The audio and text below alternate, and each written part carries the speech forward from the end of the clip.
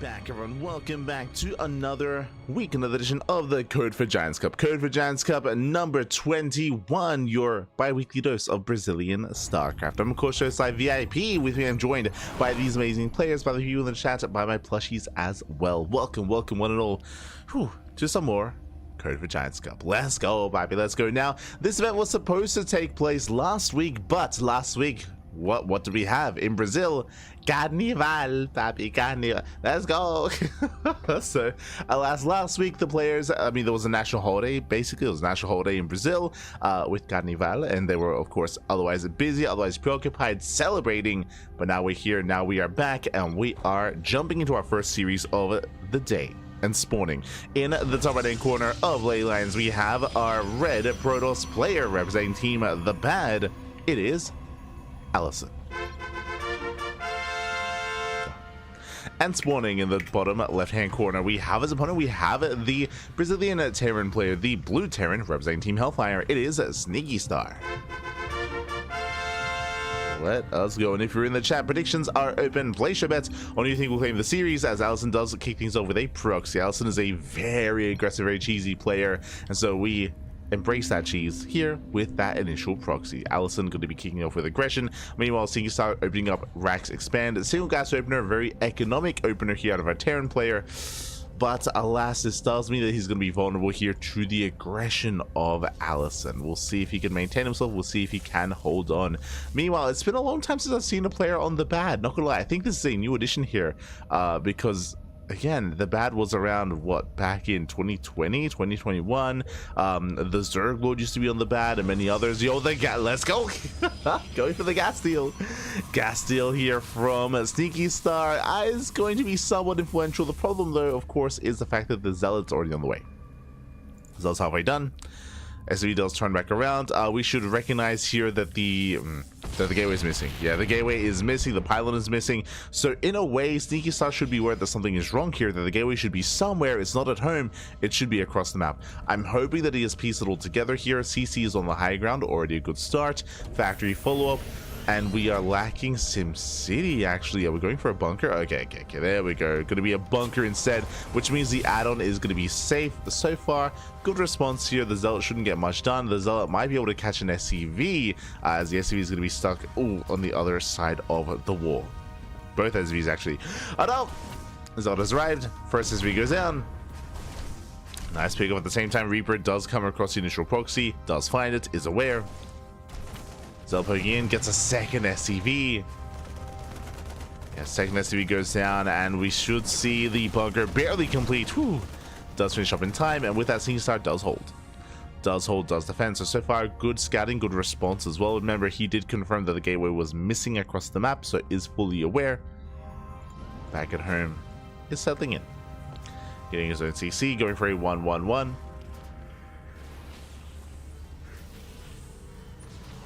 Which is 1-1-1 opener.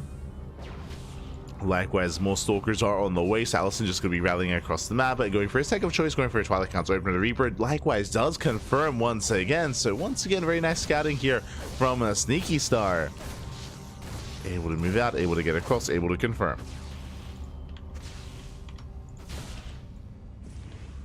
Let's confirm, back to the ladder there. Tank production has commenced. Tank production to, unfortunately, a misplaced starport. From here, can go into Raven, can go into Banshee, Cloak Banshee even as well. There is potential.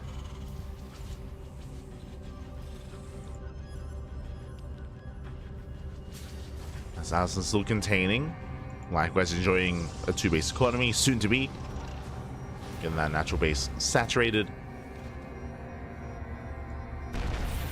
Some more stalkers move out. There it is. It is confirmed a Banshee reduction here from SneakyStar.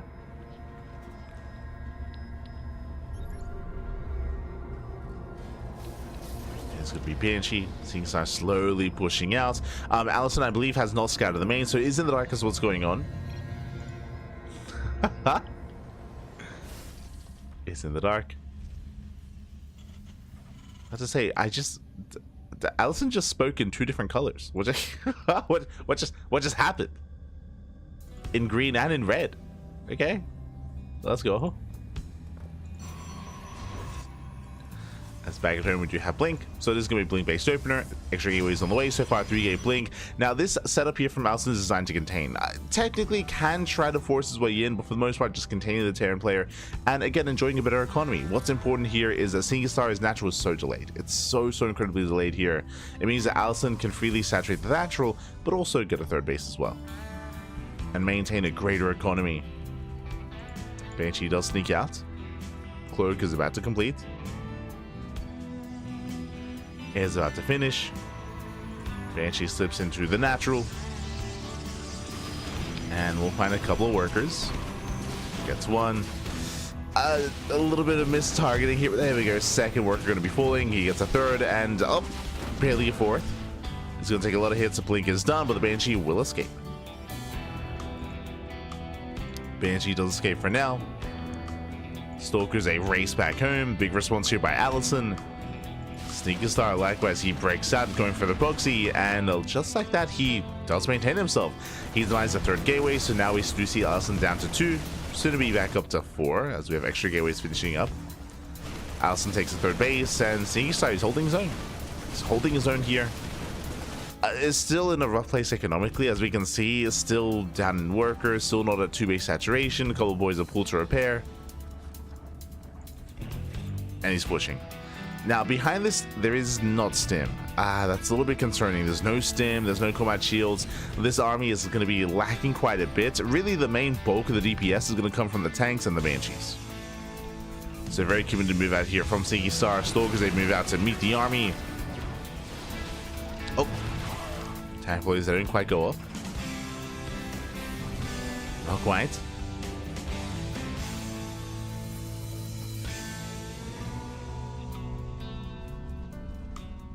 Start being forced back. And AlisoN still does maintain control of the map.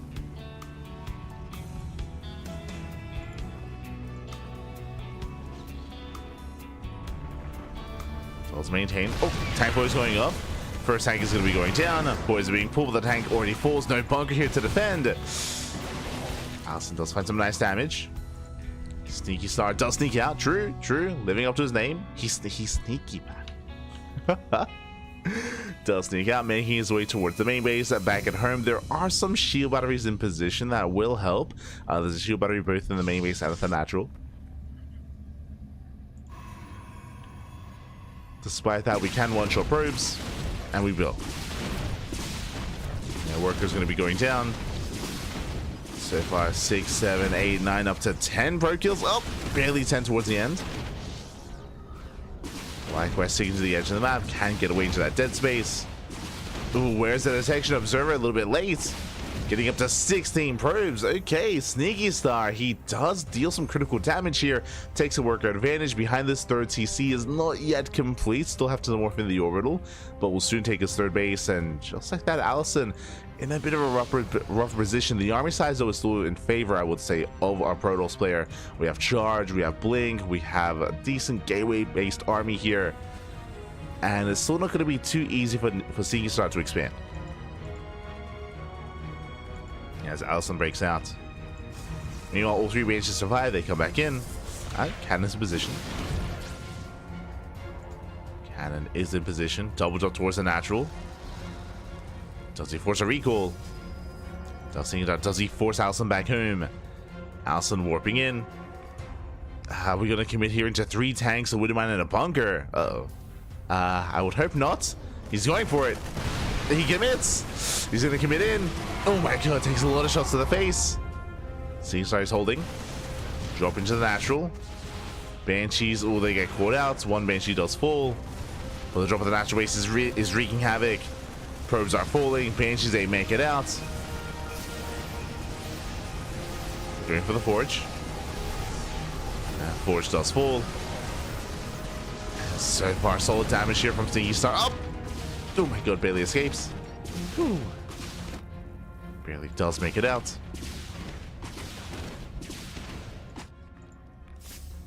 Meanwhile, AlisoN catching other tanks on siege. Yeah, tanks are on siege. He gets 1, he's gonna get 2. But at the same time, across the map, oh my god, he does tap out. does tap out. Looks like he had lost far too much here, and actually he was going to lose that fight as well. GG. 1G even, as AlisoN taps out and Sneaky Star takes the first game. A little bit surprising. Again, Sneaky Star, he's coming in as a more amateur player. AlisoN is a player that we rate quite highly. We've even seen AlisoN take down some of these other big names, referring to players like MasTeR, even giving Erik a hard time. But here, Sneaky Star does take the win. GG. GG, well played. Whew. As Sneaky Star does break out, does wreak havoc, and so far takes a lead in the series. Now we'll see if he can cause the upset. We'll see if AlisoN can bounce back. I do expect an ace match coming into this now, but we'll see.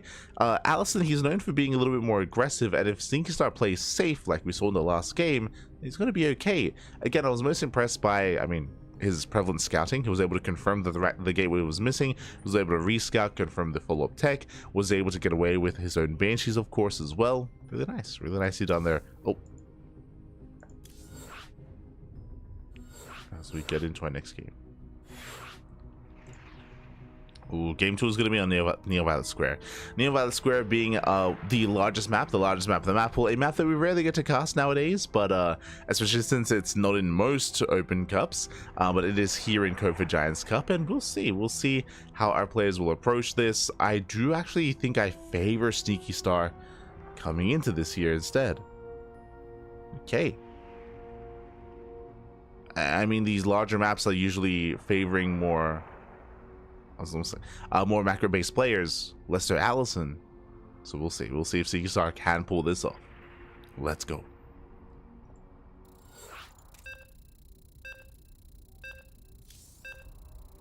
So we are jumping into our next game.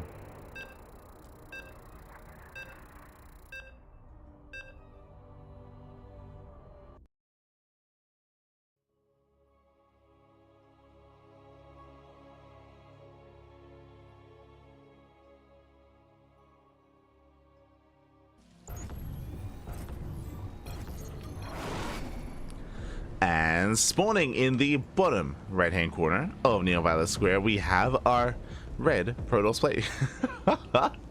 We have our blue Protoss player representing Team The Bad. Oh, he's asking Tempest? Tempest, but maybe. We have the cannon rush is coming. We have our Brazilian Protoss player. It is AlisoN. And spawning in the top left-hand corner, we have his opponent. We have the Brazilian Terran player, the red Terran, representing Team Hellfire, leading the series 1-0. It is Sneaky Star. Let's go. Sneaky Star saying, oh, you're gonna go Tempest for certain, right? He's like, no, cannons. True. Now, coming into Neo-Violet Square, we mentioned earlier how prone to aggression, prone to macro this map is. It's just so large.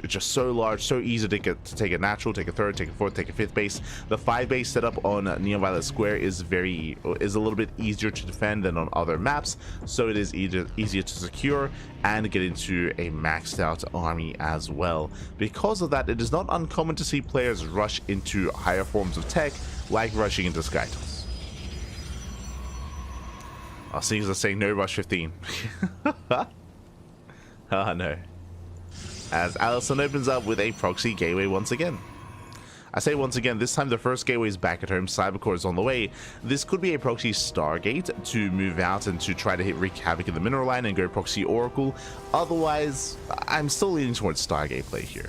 We could throw down a gateway, I suppose, and throw down and reinforce and go for additional gateway aggression. Cybercore about to finish, show us the Stargate or show us some other form of tech. Robo! 1 base all in.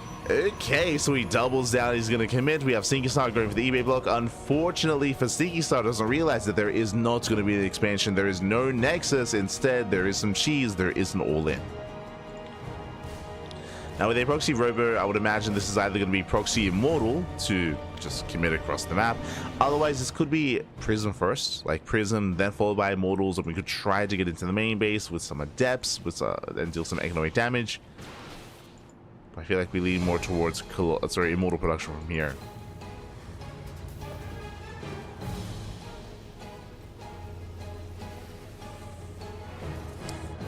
So players are building up.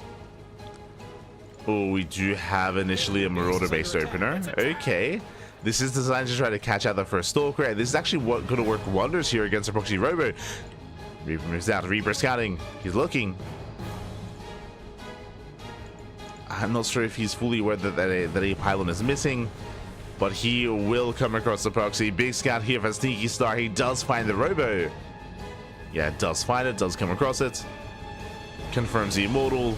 I mean, he was already working towards Marauder production, so a solid start here for Sneaky Star. I think I would have preferred additional Marauder production. Alas, it looks like he's going for either a Cyclone or a tank. Cyclone could fare well. Okay. Cyclone's a solid choice. I mean, both of them would have been solid. He did cancel Concussive Shell.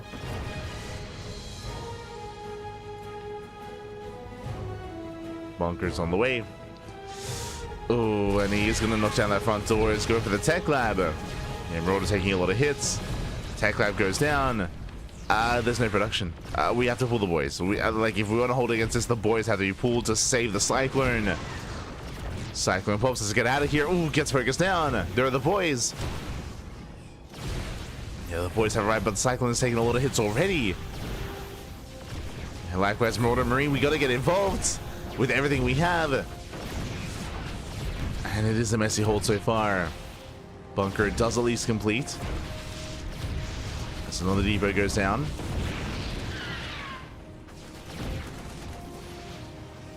Yeah, it does mass repair. The Immortal makes his way to the main. Going for another warp in. The problem here is that this center location is pretty secure, but we're just staying away from the Widow Mine. Yeah, we're staying back. Widow Mine out of position. Doesn't zone. And AlisoN is just wreaking havoc here in the main. Flexing his control. Takes on more CVs. Now, bearing in mind, Sneaky Star, he can always just rally to low ground. Like, he has a mining base available there as well. Liberator once again a little bit too far back. Bearing in mind, there's no bling on these Stalkers. We can be more assertive with this.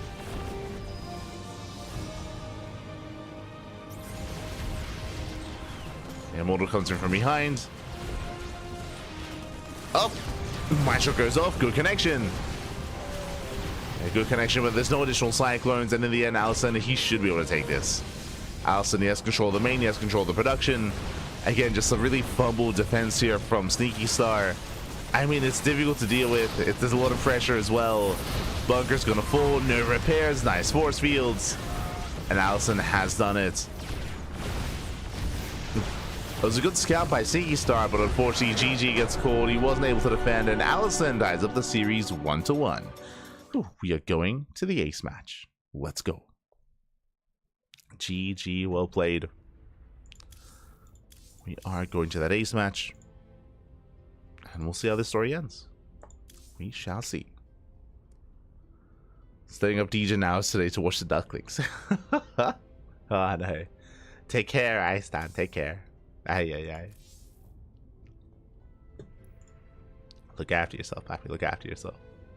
But we are getting to the ace match here. Again, AlisoN does tie things up.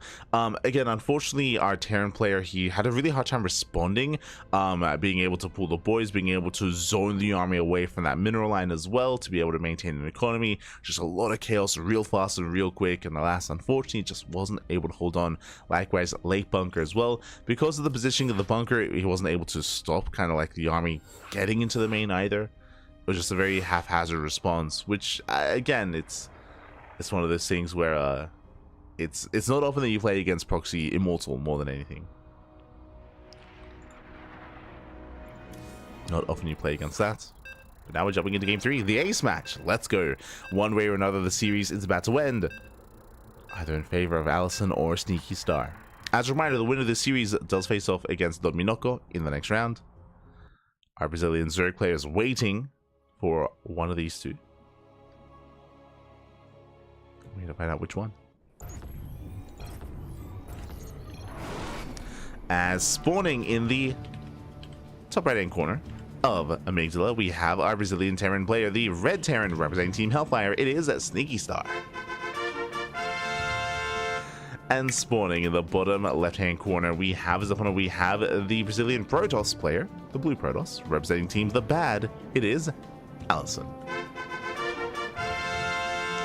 And we're starting once again with a proxy. Probe does move out, and the pylon is about to be placed. Now, as a reminder, last game we had a gate into Cybercore into proxy Robo. This time, first pylon. First pylon's across the map, which means the first gateway is across the map instead. This might be like a flower. This might be like proxy 4 gate mass Zealot. This could just be a singular gateway into Zealot, and then we set up the second pylon back at home. Sneaky Star does move out though with proxy 2x Reaper. Only one though. Okay. So it's 1 Rax at home, 1 across the map. Okay, so as we're settling into this, who do we favor? On the one hand, AlisoN has nothing at home. True, has nothing at home. Does Sneaky Star have the control to defend against the proxy Zealots that are coming? And likewise, at the same time, oh, as he's going for 3 racks. Okay, he's going 3 racks Reaper here. This is gonna get a little bit scary. This means there's no factory. It means there's no factory back at home. Reapers, they can wreak havoc across the map, that is true, but defensively it's gonna get a little bit shaky here, just because currently the wall is open and these Zealots are very tanky. Yeah, Sneaky Star is going for the CC, or at least pretending to go for a CC. Does cancel. Okay, does cancel. Do you have a gas steal? Cancels one of the Raxes. He's still rallied across the map. There we go, he walls off. He does fully wall off. So I'll turn massing. Ooh. Okay, with that gas steal, it means that the factory would be delayed. Reaper. No, it doesn't quite check. Pokes out. We have Stalkers on the way. I think this is a Bulldozer loss, I'll be honest. Like, I don't think Sneaky Star can defend against this. It's just too much. Sure, he has Reapers across the map and they can do some damage, but there's a shield battery on the way. Yeah, AlisoN's fine. AlisoN should be fine back at home. He can always attempt to surround the Reaper. The army is revealed. Sneaky Star commits. Boys gonna be pulled here, but SVs are gonna go down. At the same time, Reapers do hit the main, but the shield battery will keep these probes alive. So the probes are safe and sound for the time being. The DPS output for the Reapers is just not high enough. SCVs are falling, bunkers are on the way, but the wall is going to be broken. Yeah, the depots are going to fall one after the other. There's a surround. Army breaks through. Doesn't want to get surrounded though. But again, these Zealots do such a great job tanking. Oh my god!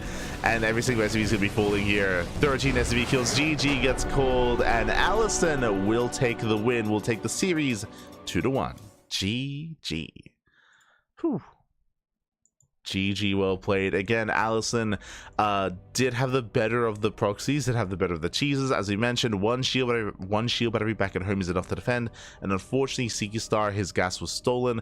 Likewise, he was forced to cancel his 3rd Rax, and he just couldn't afford additional Reaper production. He delayed his factory, so he had just had nothing. There was nothing at home to defend. In the end, GG, well played. AlisoN does claim the win, does take the series. Congratulations. Now, what I will say is that AlisoN was favored coming into this, but Sneaky Star, at least in a longer game, showed his prowess here, was able to outdo and outplay AlisoN in the longer game. So shout out to Sneaky Star. Big shout out to Sneaky Star. AlisoN is, though, a very cheesy player, and that's where AlisoN was able to thrive. Maybe next time Sneaky Star can keep up with that cheese and even play safe as well, blindly even, against AlisoN. Regardless, GG, well played. AlisoN does advance on into the next round, and we already have the next opponents. I did mention them earlier. It is going to be a PvZ between AlisoN and Dorminhoco. Here we go. If you're in the chat, let's switch our scenes over and catch up on the bracket. Let us catch up. Here we go, as the first round is wrapping up here. A bit of a slimmer, bit of a shorter bracket here. Again, this initial broadcast, this event was supposed to be last week, but we had Carnival, and I'm sure a lot of people are still recovering from last week's festivities. So because of that, that's why this event was rescheduled, and now we have our bracket. So the first round is wrapping up. AlisoN takes down Sneaky Star 2-1. We had Claw taking down Marova. We had Vitorino taking down Accuser, and we have purple still up against Taipan in the first round. In round 2, we got Erik, we got Dorminhoco, we got MasTeR, we got Kamikaze, and we have a next series. Again, Dorminhoco versus AlisoN is coming up next. Is going to be our next series, and that's going to lead us into the upper semifinals. Eventually, I do want to get to some Erik action. I believe in Erik, though, to make it at least to the semifinals, even into the grand finals. The top 2 players of this tournament are Erik and MasTeR. This week, there is no Inexorable. Inexorable is not here. Likewise, I don't see Yan. Shakti isn't here either.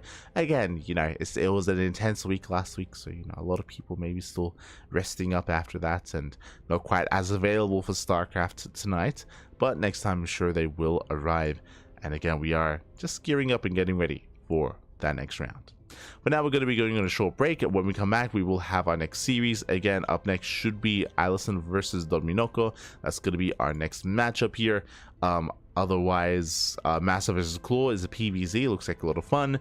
Kamikaze versus Vitorino. I believe that's Terran versus Random. I know Vitorino, he likes to play Random sometimes Terran, sometimes Protoss. Uncertain as to what that series is. Regardless, we're going to go on a short break. And when we come back, we'll have our next matchup. It looks like Purple and Taipan are just wrapping up as well, so we'll have a series for you. We'll see you guys in a couple of minutes. Take this time to get some sleep. Get some sleep. I'm thinking of Dorminhoco. I'm thinking of Sleepy. Take this time to get some snacks, get some food, get some water. Be back soon for some more Brazilian StarCraft. See you soon.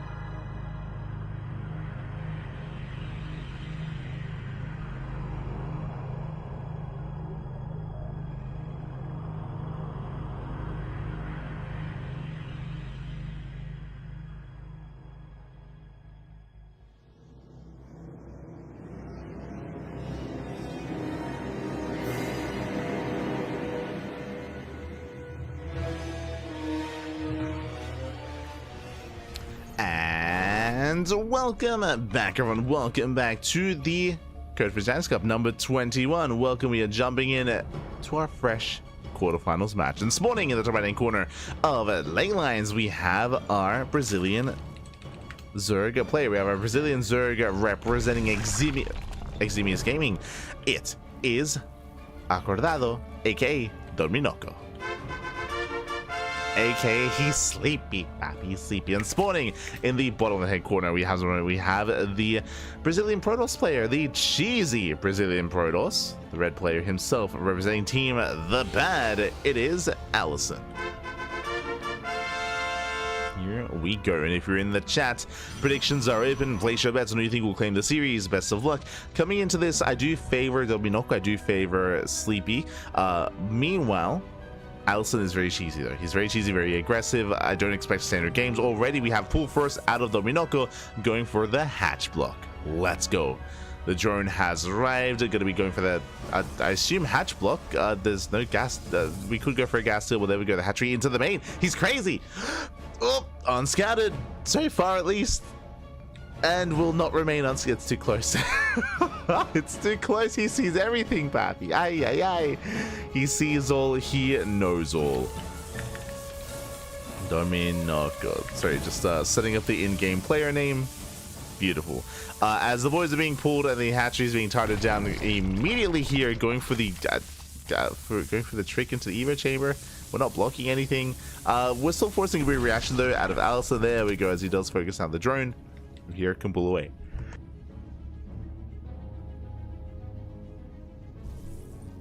From here it does pull away.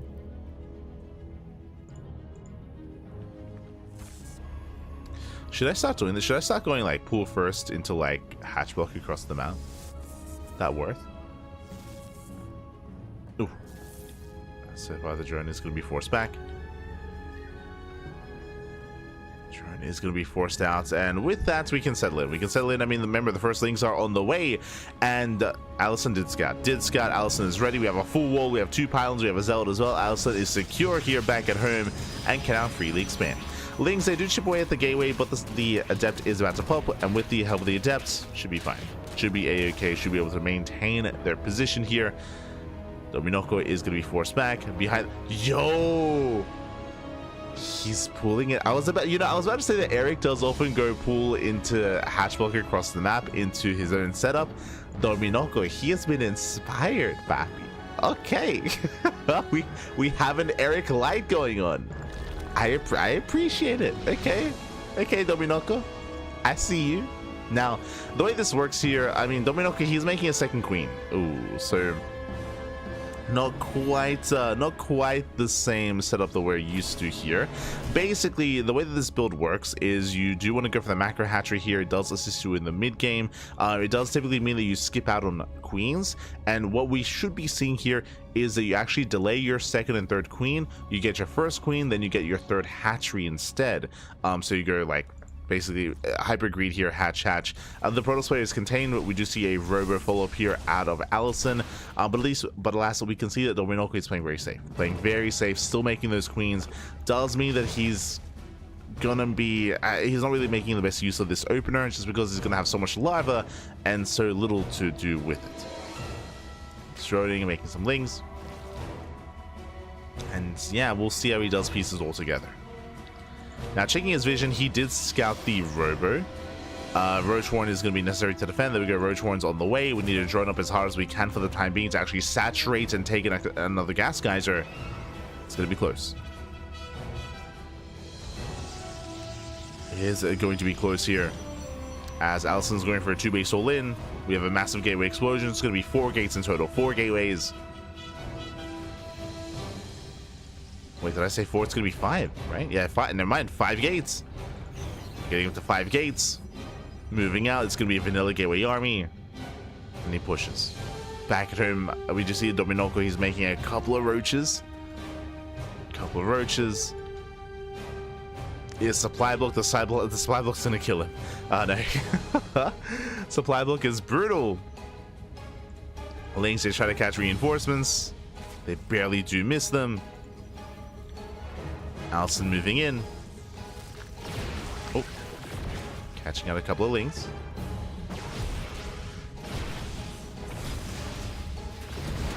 Catching out a couple of lings. Taking out one of the overlords. Nice pickup. AlisoN moving in. And I'll be honest, that Dorminhoco setup here is leaving much to be decided. We have 18 links on the way though. That will help. 18 links in production. The Biles! Ooh, don't connect. Buying time. Here's making some damage as well. And so far, Zealous is slowly breaking their way through. The Immortal going ham here. Nice transfuse. Does transfuse. Immortal is saved. Ooh, Biles do connect, but the Prism still survived. Oh my god, Prism goes down. But is it too late? I'm in the ball. We can pull the boys if we need to. We can try to pull the boys. There we go. The boys are being pulled. Collapses on the army. Going for the Immortal. The Immortal tanks some shots. The Immortal's going to go down. Drones are falling. But Dorminhoco, he holds. Oh my god. Barely transfuses. I say he holds. Never mind. The roaches are falling. The queens are low. It's still a very clutch hold. Very clutch defense. We can see here AlisoN targeting down as many drones as possible. Will depend in the main. Will hold. But that was a tough hold. Dorminhoco down in workers now, down to 22. He has to join up as hard as he can. And he does maintain a higher roach count. There's no lair. Bear that in mind. There's no lair behind this. There's ling speed, I suppose. But right now, droning is the name of the game. It's all about that drone. So he does need to resaturate. Likewise, we can see AlisoN getting ready for the second wave, getting ready for a second push. I say second push, he has the Prism, but I don't see another Immortal. Actually, he's getting ready for a counterattack, throwing down shield batteries. A bit of a misread here by AlisoN. Yeah, he's expecting a counterattack here out of his Zerg opponents, but alas, we know that we're just droning. Dorminhoco is just droning up. Just droning, saturating. Soon taking his third.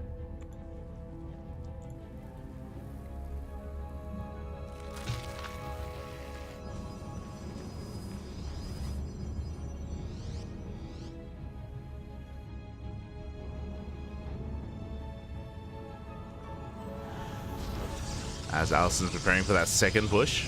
Here we go. Now, Dorminhoco did get up to proper 2-base saturation. We're on 2-base saturation. At this point, it's time to focus on Ling Ravager. Does spot the army. And AlisoN going to be forced back. Already a good start for Dorminhoco. Also back to Wells. Oh my god, don't quite connect. Dorminhoco kiting back. Oof. Takes down the Adept. Surrounds the Zealots. Oh, Biles, a bit of friendly fire. But overall, mainly on Zealots. From here, Dorminhoco playing it safe. Pulls away. Another reinforcing wave of Stalker. And again, it's all about Ravager Ling here for Dorminhoco. Building up as much as he can. Oh god, AlisoN takes everything to the face. The Biles. Jesus. Does take the last to the face, and with that, Dorminhoco should be able to hold on. Ooh, diving on the Prism, forces the on siege. Stalker's left exposed. And with that, GG gets called. Dorminhoco survives and takes game number 1. Whew. GG. A very intense game 1. Very intense games, very intense setup there, but Dorminhoco, he does survive. It does take it. Again, they're very shaky openers, what I will say, when it comes to the initial proxy hatchery into the macro hatch on the low ground, but got there in the end. In the end, it was a tough hold as well. Did lose a lot of workers, but did survive, and we saw that AlisoN did over invest into his defensive setup.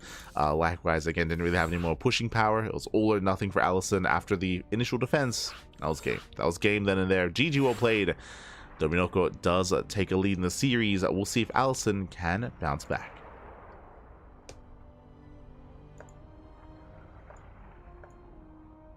See if he can bounce back.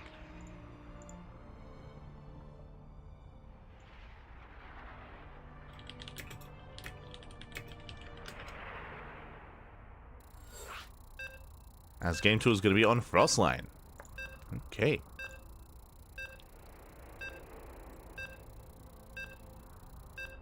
Here we go.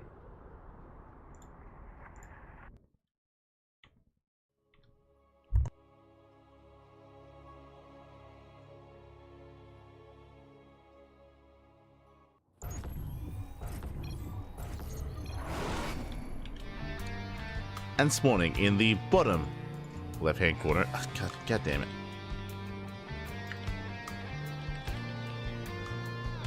They changed places. There we go. In the bottom left-hand corner of Frost Sign, we have our Brazilian Zerg player representing Ximius Gaming, the blue Zerg. It is Dorminhoco. Acordado. Leading the series 1-0 and spawning in the top right-hand corner, we have his opponents. We have the red Protoss player, the red Protoss representing Team the Bad. Down in the series, we'll see what kind of cheese, we'll see what kind of all-in we have ready coming into game number 2. It is AlisoN.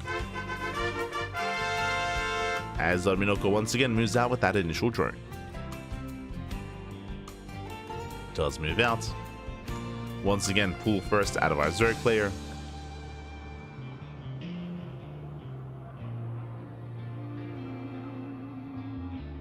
He's going pull into gas. Drone dips in. We do have that Forge response. Okay. Gate into Forge. Into, I would say, Cannon Rush, but also defensive cannons back at home.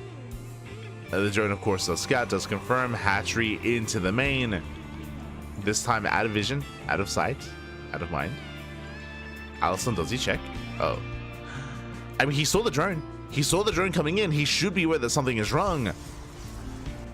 Should be aware that something is wrong. Something is amiss. He knows that there's a drone somewhere, but he does not pull the boys.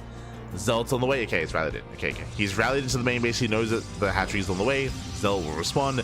Cannons here on the low ground. AlisoN will defend. And Dorminhoco should just be droning. Ooh, Roach Rush. Never mind. Aggression continues, going for a Roach Rush. Does skip link speed. Oh, does it? Pulls the boys to deny the scout. Let's go. Does deny. Link's making the way across the map. AlisoN, I mean, he's pretty well secure here with that cannon. Base is under attack again. Okay, let's go with Haste Toast as the voice back. Boys are being pulled. Hatchery does complete. He making the roaches right into the main. True. Yeah, roaches are on the way already. The wall is going to be spotted. Base, you know. Lings, they pull back. But here come those roaches. Roaches are on the way. And there's going to be one Stalker to defend, one Stalker, one Zealot. Roach does pop. Alright, we get some okay kiting, but oh, I think it's stuck. Yeah. No. Does try to kite. He has to save the roach. Save it. Oh, not going to be able to. It's going to be shut down. Roach has to pull away. So far, good handling of the situation here by Dorminhoco. Yeah, the queen on its own not going to be able to hold. Not going to be able to hold itself. Yeah, this feels like a bit of a blundered execution here from Dorminhoco as he is bleeding out those roaches. Meanwhile, second Stalker's being chronoed. Shield battery does complete. More boys are being pulled. And AlisoN defends. AlisoN will shut this down. Will clean this up. Takes down both roaches. More roaches on the way. But with the help of the shield battery, these roaches, they shouldn't really achieve too much. Yeah. The roaches, they're not going to achieve too much here. One shield battery is enough. We have a cannon on the way as well. At this point, Dorminhoco is just bleeding out money. Throwing away roaches. If he had preserved the first two roaches, then maybe, but he didn't. Didn't preserve them. We're going to attempt to expand, to double expand even, but he has no money. You can get one. The other is ambitious. Hello. Bit of a miss rally. There's that natural.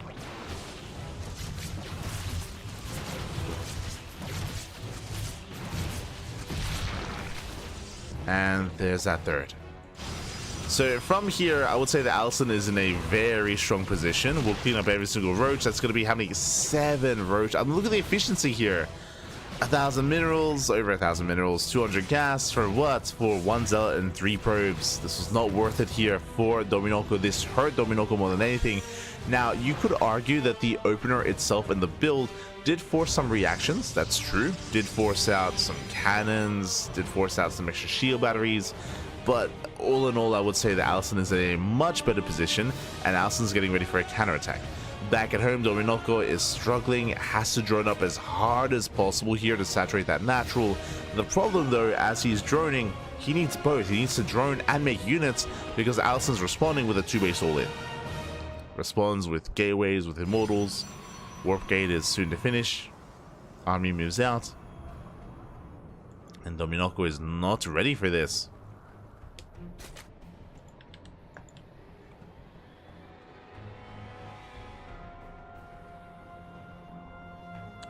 As, I mean, delayed warp gate is actually giving Dorminhoco some time. True. But warp gate's about to complete. Dorminhoco joined up to 20. Joined up to 26. Building up his Ling Roach.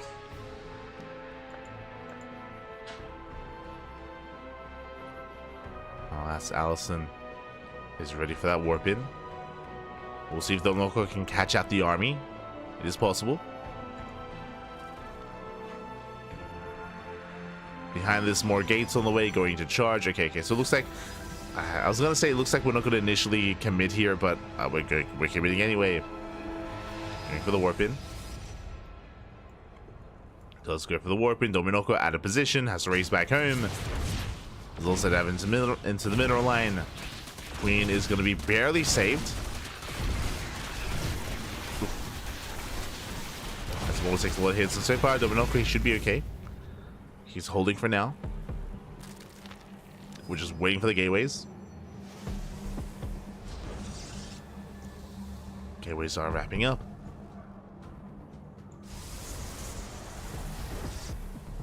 AlisoN rotates over towards the third, confirms lack of saturation. Confirms, I mean, Dorminhoco is very all in. Only made 4 drones here at the natural.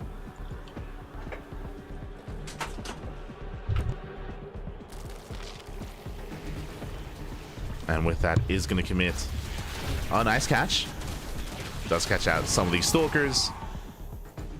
Dorminhoco moving out. And I don't think he can break this, I'll be honest. That's a lot of zealots. Cannons and shield batteries. We'll see if he can. It's my apologies. No shield batteries. Just the one cannon. Gets us around. Nice start. It does look down the zealots. Files on the cannon. The cannon is still barely safe. But alas, we're running out of lings. Yeah, Dorminhoco is running out of lings. The Ravagers are exposed, and with that, AlisoN holds. AlisoN, he will shut this down. Takes down all the Ravagers. There's one Ravager left. And alas, it's not going to stand strong not for much longer. With good enough control, these immortals should not go down. GG gets called, and AlisoN defends. That ties up the series 1-1. We are going to the ace match. Whew. GG. We're going to the ace match. Again, it was just a really interesting opener out of Dorminhoco, but alas, it did fall in its face. I'm referring to the initial roach rush, as we saw 7 roaches were built and 7 roaches were thrown away initially here when it comes to the aggression of Dorminhoco. He lost all 7 roaches and alas, was unable to really get that initial aggression and all-in going. Did kind of fall in its face with that. GG. GG, well played. We're tied up 1-1. We're going into the ace match here. We'll see how this story ends. We'll see if this goes the way of AlisoN or Dorminhoco. Honestly, this could go either way. As you can see, both players are hyper aggressive. So this, yeah, could go the way of either player. Let's go. It's a hard one to call just because we don't really know who's going to be the initial aggressor, who's going to commit to the all-in. Every game so far, AlisoN has gone for a hatchery in the main base of Dorminhoco. That is, sorry, of AlisoN. That's what I meant to say. Dorminhoco has gone for that proxy hatchery every time. First game, he didn't commit to it. Second game, he did. This time, what do we have? As we load into one of these smaller maps in the map pool.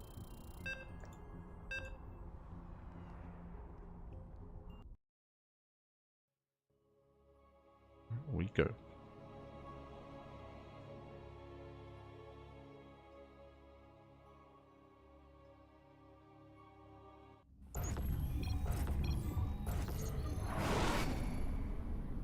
Here we go. We're getting into our ace match here and spawning in the top left hand corner of Whispers of Gold. We have they changed places again. God damn it. We have our Brazilian Zerg player, our blue Zerg representing Zemi's Gaming. It is Dorminhoco. And spawning in the bottom right-hand corner, we have his opponents. We have the Brazilian Protoss player, the red Protoss representing Team the Pad. It is AlisoN. You guys at Dorminhoco put in the name of Dorminhoco, but left to Aligot as Aligot. I mean, Aligot is close enough to AlisoN. He's got most of the letters in there. Just switch out the G and the D. It's fine. It's fine. I mean, the reason why is because the in-game name for Dorminhoco is completely different. Completely. AlisoN, close enough. I'm sure people know. People that understand. It's AlisoN. Meanwhile, pool first. Pool first, drone moves out across the map for that proxy hatch, as we have seen both in Game 1 and in Game 2. Do we go for it again here in game number 3? As never mind, this time the drone turns around. The drone comes back home, hatchery back at home. There is no proxy hatch, and we do see AlisoN setting up on the high ground. Now, I'm sure this is a big reason why Dorminhoco chose to come back home. This is a very unusual setup. Wall up on the high ground is crazy. It signifies one base play. It signifies a one base all in. Speaking of, probe moves out, pylon here on the low ground, or pylon out of the main. What are we setting up for? With this cyber core, this could be a proxy robo. It could be a proxy Stargate into Void Ray. There are options, and the Ling is scouting. When he barely does miss the probe. He's checking both the right hand side and the left. Again, he knows something's wrong. He knows that something is wrong, something doesn't make sense. And he misses the probe. And here comes the proxy. Now, initially, it's going to be proxy Twilight Council. Sorry, it's going to be a Twilight Council. This can be for a proxy Dark Shrine. It could be for a Dark Shrine for DTs. Or this could be into like fast glaives, fast charge, fast blink. There are options here for AlisoN.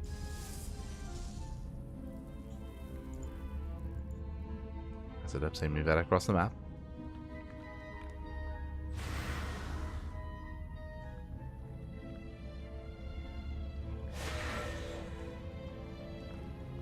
Do move out. Yeah, it's gonna be glaives. Glaives are on the way.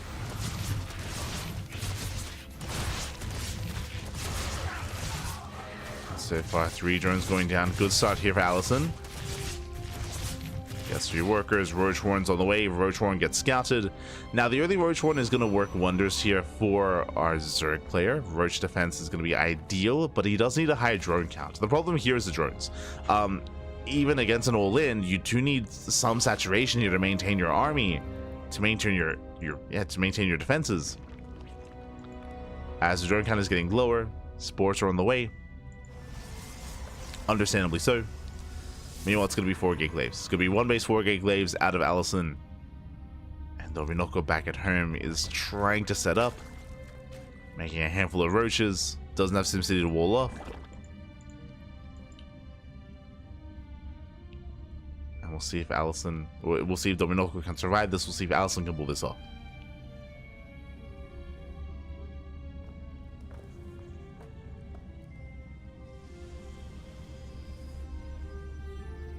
Adepts have built up.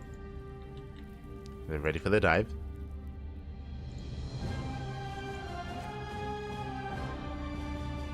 Dorminhoco does scout, does confirm the Twilight Council.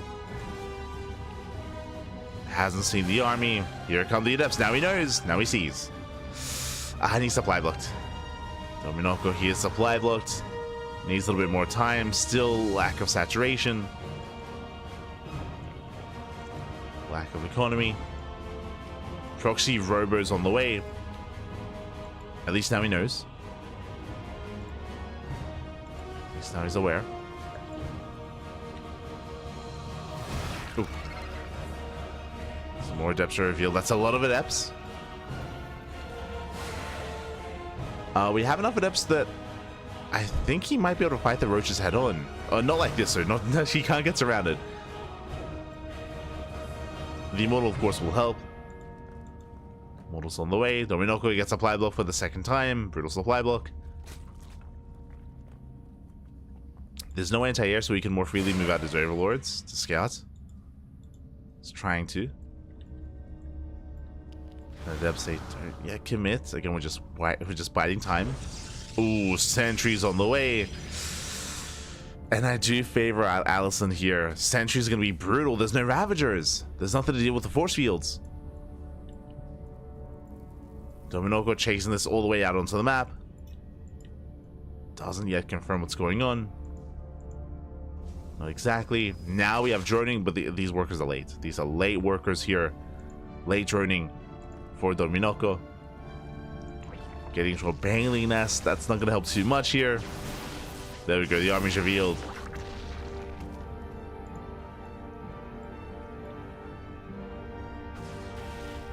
Army's revealed. Is pushing forward. It's going to come down to the force fields. How well can he lock down this army? So far, roaches, they dive in. A couple of roaches are going to be pinned back. Queens as well. Yeah, good force fields. Cuts the army in half. Picks off the roaches one after the other. Efficient trades. Once again, another force field. Now, one Immortal putting in a lot of work. Roaches, they dive in. He's trying to dive on top of the Immortal. Oh, but he's gonna get it. Just barely. Oh no, barely not. The Immortal. Lings, they go for the dive. The Immortal survives. And the roach count is reset. He's down to 1 roach. We have 4 more roaches on the way. What do we need? We need some more adepts here. AlisoN lacking reinforcements. There we go. Adepts now moving in. Prism now on the way. It's a late war Prism. And in a way, Dorminhoco does hold. But what did he lose in that fight? He lost 15 roaches. How many roaches is he down to? Down to 5. 5 roaches left. The Immortal survived. The Prism is going to help when it comes to the control, when it comes to reinforcing.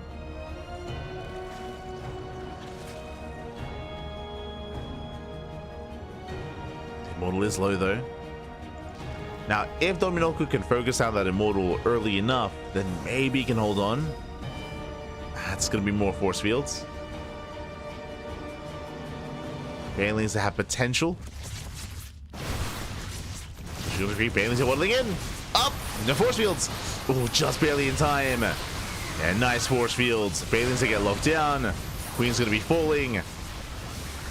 And Dorminhoco, he doesn't have enough. He does not have enough roaches here. The Zerg player is going to fall. GG gets called, and AlisoN will snowball out of control. Will take the series 2-1, advancing on to the semi-finals. GG. Whew. GG, well played. AlisoN does claim the series. Again, Dorminhoco, he had a really hard time getting rid of what was going on. The drone count was very low for far too long for Dorminhoco, so he could not maintain those losses. He could not maintain his army. He started droning towards the end, but it was too late. It was too little too late to commence droning, and with that, AlisoN did overwhelm. Likewise, very well played by AlisoN to keep the Immortal alive and to maintain that army as well. The Immortals, the Sentries, and the Adepts. GG. GG, well played. AlisoN does make it through, and the question becomes, do we have our semifinals ready for us? Not quite. Not quite. Not yet. As we switch our teams over and catch up.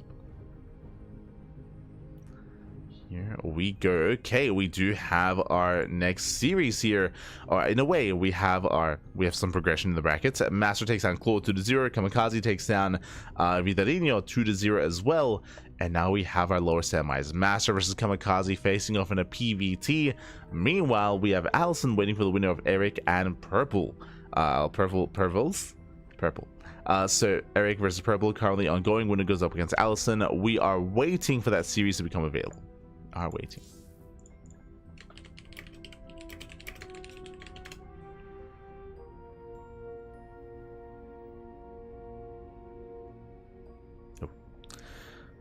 So Cosmos, he will be covering MasTeR versus Kamikaze. He's going to be covering that PvT. We are happy to wait for Erik versus Purples to finish to jump into the winner versus AlisoN. Let's go, Papi. Let's go. I know MasTeR versus Kamikaze is going to be a good series, don't get me wrong, but I want to be there for my boy, Papi. I want to be there for the kangaroo, if you will. I want to be there. So we're going to be going on a short break. Erik and Purples, I believe they're in game 2. I believe they're currently in game 2, and once they wrap up, we can follow the winner, or we can potentially dive into the ace match or follow the winner into AlisoN. Again, a bit of a shorter bracket, a bit of a shorter broadcast here tonight, which I'm more than happy for. I did not get a lot of sleep, I'll be honest. I don't know if you can tell, but I'm like slurring my words a little bit. It's like I'm definitely not 100% there. So I'm more than happy to have a bit of a shorter broadcast this time, but we'll see. But now we're going to be going on that break, and when we come back, we'll have our next series. We'll have our semis, or we'll be featuring some Erik. See you then. See you then.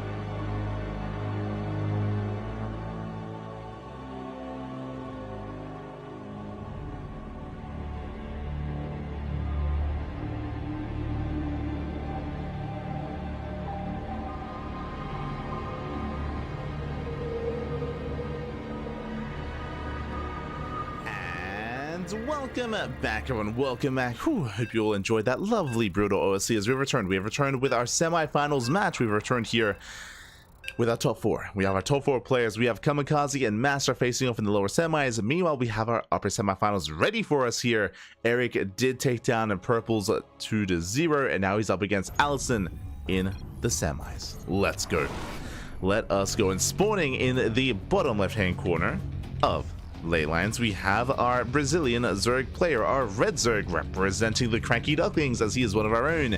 It is Erik.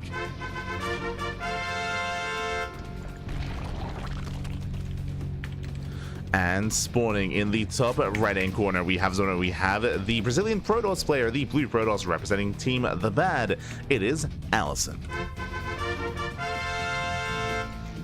And if you're in the chat, predictions are open. Place your bets on who you think will claim the series. Best of luck in the chat as we jump into those semis. Again, the winner of this series will advance on to the grand finals, and we'll see how we open up as AlisoN is going for the cannon rush. Let's go. Going for the forge opener back at home. Erik going pull first. It does go for the pull first. It does move out with that initial drone as well. We mentioned earlier that Erik is very fond of going for that hatch block, and not for a proxy hatch the way that Dorminhoco was going for, but for a hatch block at the natural instead. But this will coincide with a scout of the tech. As the pylon has been thrown down, Erik, he will confirm the pylon. Drone comes in, gets eyes on the forge, is now aware of the cannon rush, and now we actually go straight into the main. You can see here Erik, as soon as he sees the forge, he does avoid the hatch block. He goes for the hatchery in the main base instead. Meanwhile, the proxy is committed, and Erik is going for roaches. Now, unlike his opponent, unlike Dorminhoco, this is a much better position to go for roaches, just because the chances are that AlisoN isn't going to be able to make his way into the main base anytime soon. It takes a long time for this proxy setup to get into the main. Because of that, Erik, he has time to drone, to take gases, to throw down the roach warren, and to make roaches in the main base of AlisoN. AlisoN does scout the roach warren, sorry, he does scout the hatchery, he's aware, but there's nothing at home. He needs cannons. He needs a pylon, he needs cannons here to defend, to buy time for his own production. There's that roach warren for Erik. And AlisoN is going to be in trouble here. There it is. Defensive cannons. Pylon gets thrown down. He needs his own defensive cannons here. Likewise, Erik holding on. He does get eyes on the attempted cannons. Pylon is done. Cannon's going to be on the way. There's the first cannon. Macro hatch for Erik. Stays on one queen. Stays on one queen. Gets a macro hatchery. Across the map, roaches are on the way. I love the boys being pulled here because they're actually prepared to surround the roach. They're prepared to surround. More boys are being pulled. Roach production has begun. Just 2 roaches. I believe AlisoN should be able to get... Look at... Oh my god, does force a cancel. Again, he's ready for the surround. Erik does cancel the roaches, making roaches back at him instead. Yeah, there's another cancel, and Erik, he knows that this is not going to work. Yeah, this is not going to work. Going for the Overlord. I mean, the Overlord should be safe. Should survive the cannon. And AlisoN holds. So nice defense. Now, this does still deal damage. Bearing in mind, all these workers are not mining. They're not mining. Oh. Do we get another cancel? Ooh, we do just in time. Does cancel. We have more roaches on the way. Now the workers have left. Now there's no surround. Broodlings, they do go for the cannon. And these roaches might be able to clean that cannon up. Meanwhile, Ravager's back at home. Erik breaking out. Ooh, losing one of those roaches though. He does take down a cannon, but at a cost. Going for the second cannon. This one has a shield battery to support. Likewise, roaches across the map. They do bring down the cannon, but alas, 2 roaches go down. Yeah, some rough trades here for Erik. Does take some rough trades. Bleeds out how many roaches? 3. 3 roaches and a Ravager. And AlisoN maintains this position. The cannon did survive. Erik moves out. The shield battery's out of NG. Ooh, Ravager taking a lot of hits. Oh no! Ooh, Ravager goes down. Gets the cannon, but we have Mortal take his place. The Immortal has arrived as well. AlisoN, he can pull this off. A cannon he is. Erik in a lot of trouble here. Bleeding out a lot of roaches stuck on one base. So it's AlisoN, to be fair. Stuck on one base economy. But now there's Immortal. Now there's 4 shield batteries. This position is not going to be broken. It's not going to be broken. Not easily here. Erik needs more Ravagers. He needs a Ling Ravager to deal with this. Comes in with a surround. It looks down the Immortal. Files, they will connect. Ooh, Immortal gets surrounded. Nice pickup. Yeah, GG gets called. Erik, he breaks out, gets a surround on the Immortal. Out of range of the shield batteries. GG, and Erik takes game number 1. Whew. GG. Again, very clutch surround of the Immortal. Alas, even though there were 4 shield batteries, the Immortal was out of range. The Immortal was too far forward. That's why it was so important that it got surrounded, and it was not supported by those shield batteries. In the end, despite having 4 shield batteries, it amounted to nothing.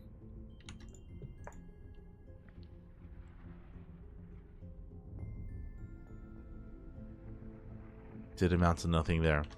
And now we're getting ready for our next game. Getting ready for game number 2. Again, a very chaotic game 1. Very chaotic. And likewise, AlisoN has his own moments. Again, a lot of roaches were going down.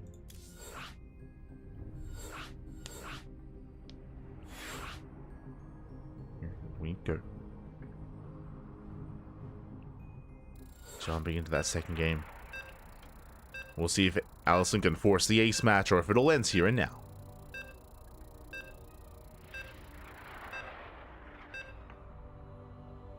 Let's go.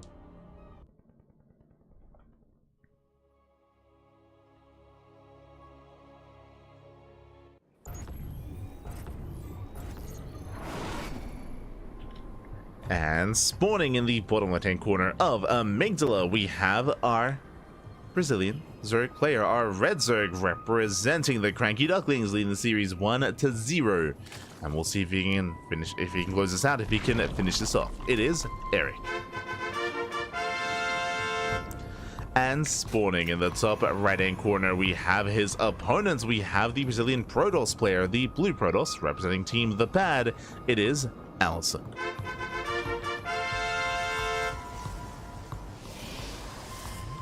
Go.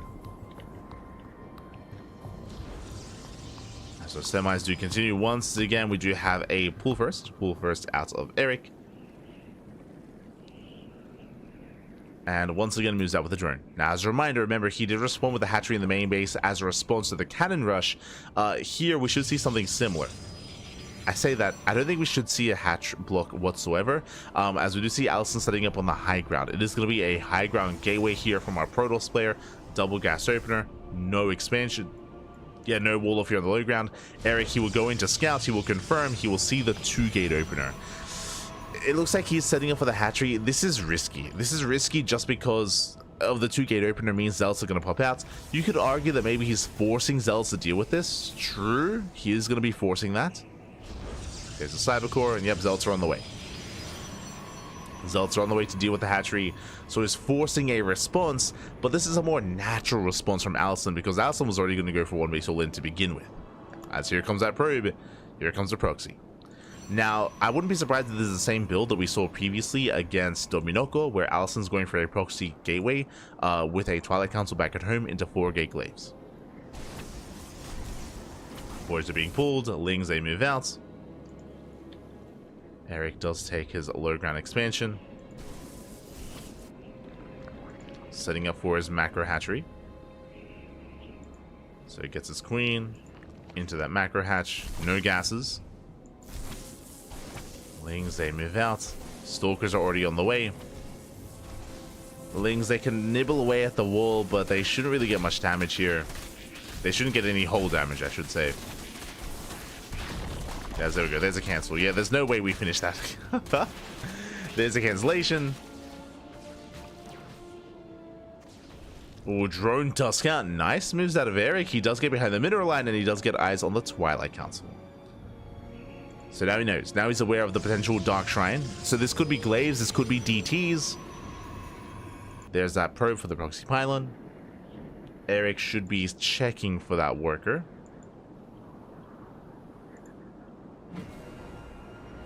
He does peel off his Lings. Back at home, droning. Getting up to full 1-way saturation. Now saturating the natural. At least somewhat. He does have the Xel'Naga. Now this Xel'Naga does cover the southern attack path. He's going to be covering the northern attack path as well.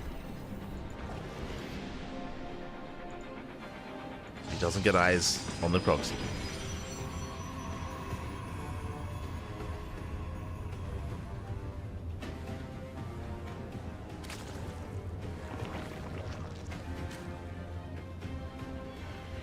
Behind this, investing into his gases. Roaches are on the way, link speed as well. Second gas geyser to actually afford roach production. And here comes our proxy. This time it is not glaives, this time it's going to be blink. Okay, so it's going to be a 1-base, 4 gates blink all in. We have 3 gates at home and a 4th gate across the map.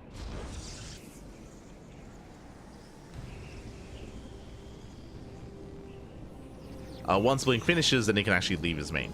So as these stalkers are currently stuck. So 1v4 Gape Link. We can see Erik, he does get a safety spore. Remember, he doesn't know if it's DTs, so he gets a safety spore just in case it's Dark Templar. Nibbling away after those rooks. Again, Erik, he has not scouted what's coming up right next to him. But he is cutting workers here at 1.5 base saturation. So only 8 workers. 8 workers here in the mineral line on 2 gases, building up Ling Ravager. So he's building up his army already. Building up his Ling Ravager. Stalkers move out. Now, Erik, even though he doesn't see the proxy, he does see the move out. There we go. He does spot all those Stalkers. He's aware. Sees the army coming in. I mean, the Overlord does confirm that there's no expansion. That's why Erik never turned up any further.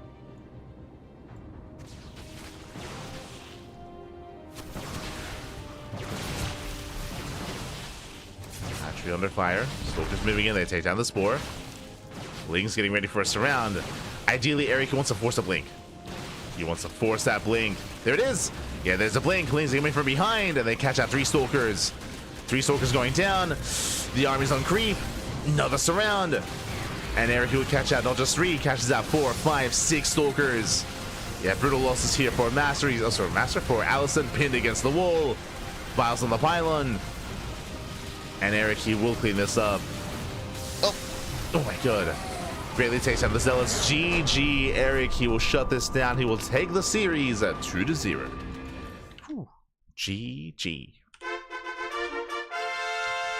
GG well played. Again, Erik playing it very safe. Again, he scouted the Twilight Council. He confirmed that there was no natural base, and he did make sure he didn't overdrone. He did cut workers at only 8 workers at the natural, purely Ling Ravager from there.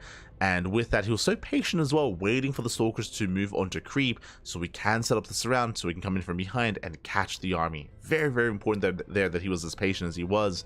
And with that, Erik does claim the win. Does claim the win, does claim the series. And with that, we are getting ready here for our grand finals. Erik, he does advance on to the grand finals, but the question becomes, does he have an opponent? MasTeR and Kamikaze, ooh, they are mid-series.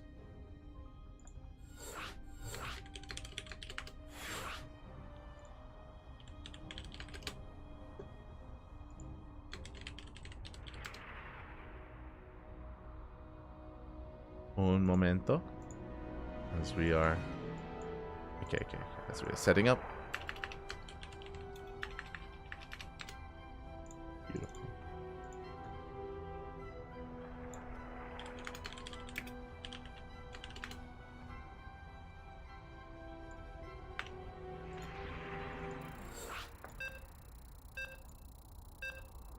Okay, beautiful. We are setting up here. As you can see on cameras, we have MasTeR versus Kamikaze. We're jumping into game number 2. MasTeR is already leading 1-0. And we'll see if Kamikaze can tie things up or if MasTeR advances on to the grand finals. Let's go.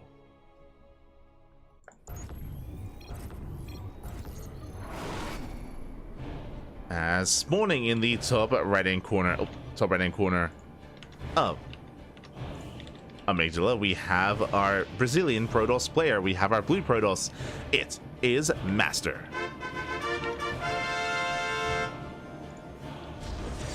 And spawning in the bottom left-hand corner, we have the Brazilian Terran player, the red Terran, representing clan NWCE. It is a Kamikaze. Here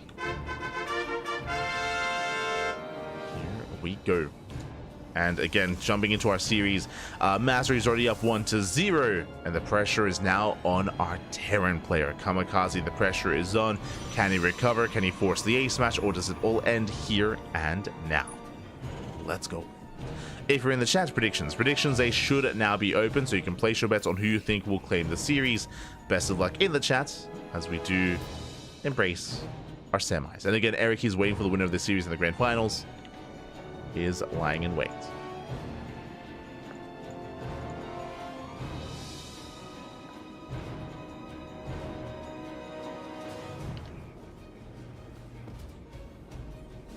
Here we go.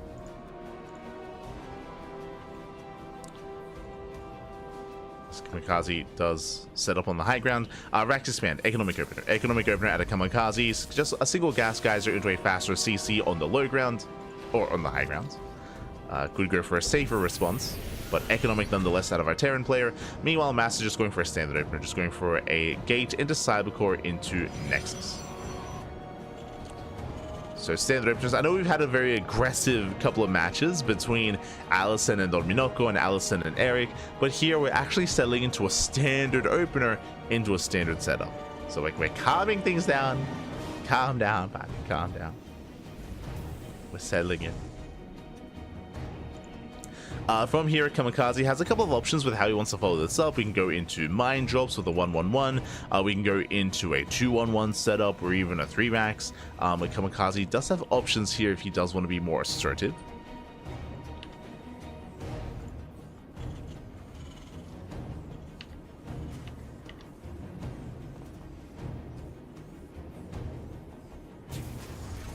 Does have options. Otherwise, Kamikaze does poke in. Has yet to confirm the tech. It is going to be a Twilight Council opener at a MasTeR. Or in MasTeR, he will deny the scouts.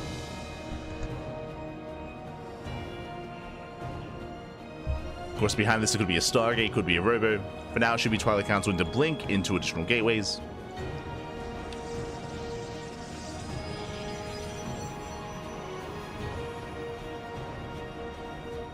And Kamikaze is yet to confirm.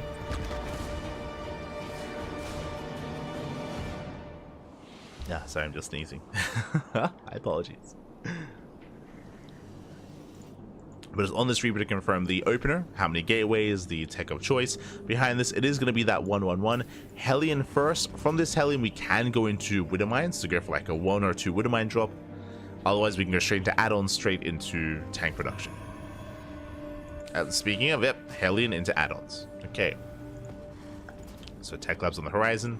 Reaper Hellion is yet to dive in. Combined, we can go Hellion into the natural, Reaper into the main. We can just commit it a little bit harder here to actually get some scouting information. As MasTeR will find a probe. Sorry, Kamikaze will find a probe. Hellion dives in. Hellion will actually breaks through the defensive line, gets behind the mineral line, and does confirm the Twilight Council. Whew. Blink has been spotted. Again, it's just going to be 3-gate blink, 3-gate blink into a third base. Standard opener, and Kamikaze is aware. He is now aware. Back at home, 3-1-1, tank production on the way. Going for the Raven opener. This is very old school. This is very out of meta. Going for not the Raven opener, but specifically going for Interference Matrix. This could be a fake out to try to make it look like Cloak Banshee. But if he lets it finish, I'm less convinced. Basically, this used to be very prominent and very prevalent a couple of years ago, back when Phoenix Colossus was more standard. Basically, this is also before you actually even had to research Interference Matrix. It's when it came with the unit itself. It came with the Raven. And you would build up and you go for these big 2-base all-ins. You would disable the Colossus and end the game from there. Potentially end the game. Nowadays, Robo openers and Phoenix Colossus are less common. Nowadays, like Blinkstalker play and gateway aggression in the mid game is a little more prevalent. So there's kind of less uses here for the Raven, for the Interference Matrix, and the Matrix does complete. Did invest into that upgrade. Meanwhile, MasTeR, he maintains map control, gets a third base, blinks into the main, going for Stim. And can he get it? Stim under fire. And he will. Yeah, Stim is going to be denied. Massive pickoff. Stalkers are saved. One Stalker goes down. Oof. Kamikaze forced to add-on swap. As he's down to his 2 tanks. Restart Stim. At least it isn't delayed for too much longer, but a delay nonetheless. So nice pickoff here from MasTeR. Threatening a dive into the main. Marines in position. Oh no! Oh my god. Whew. Marines are in position. Remember, no stim. So you cannot stim in, cannot chase. The Prism is safe to back up. Prism does pull away. Kamikaze building up his bio army. Ah, no. Kamikaze, calm down. Versus what? What's the end of that sentence? Where's he going with this? I don't even know. Oh, I think I see.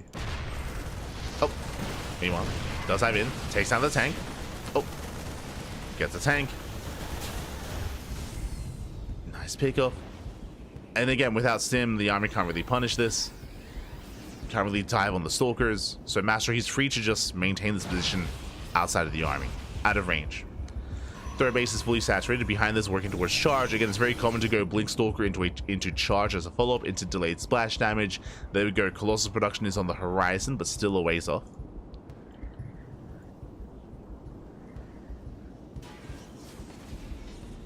Better get some sleep. Take care, awesome people. I'll get some rest, buddy. Get some rest. Buenas noches. Buenas noches. Take care.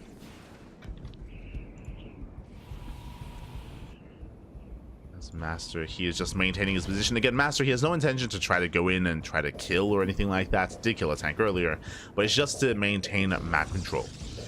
MasTeR getting a fourth. Keeping an eye on any kind of move out. Ghost production on the way. Ghost Academy's in production here for Kamikaze.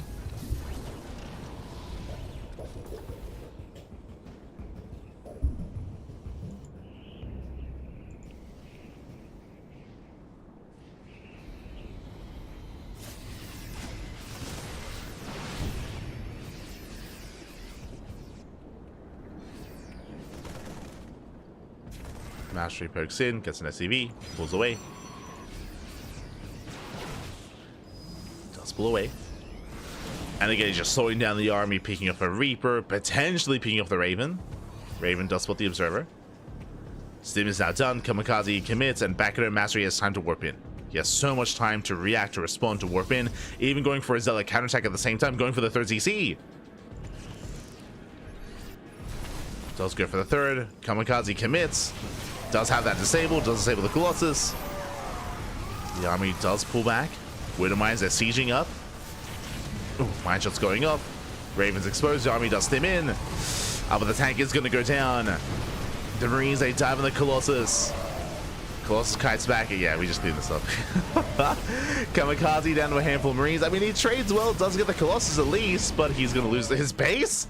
No shot. That was a kill. No lift. No lift on the CC. The Zealots are the MVPs. They kill the mineral line. 9 SCV kills, and they get a kill on the command center.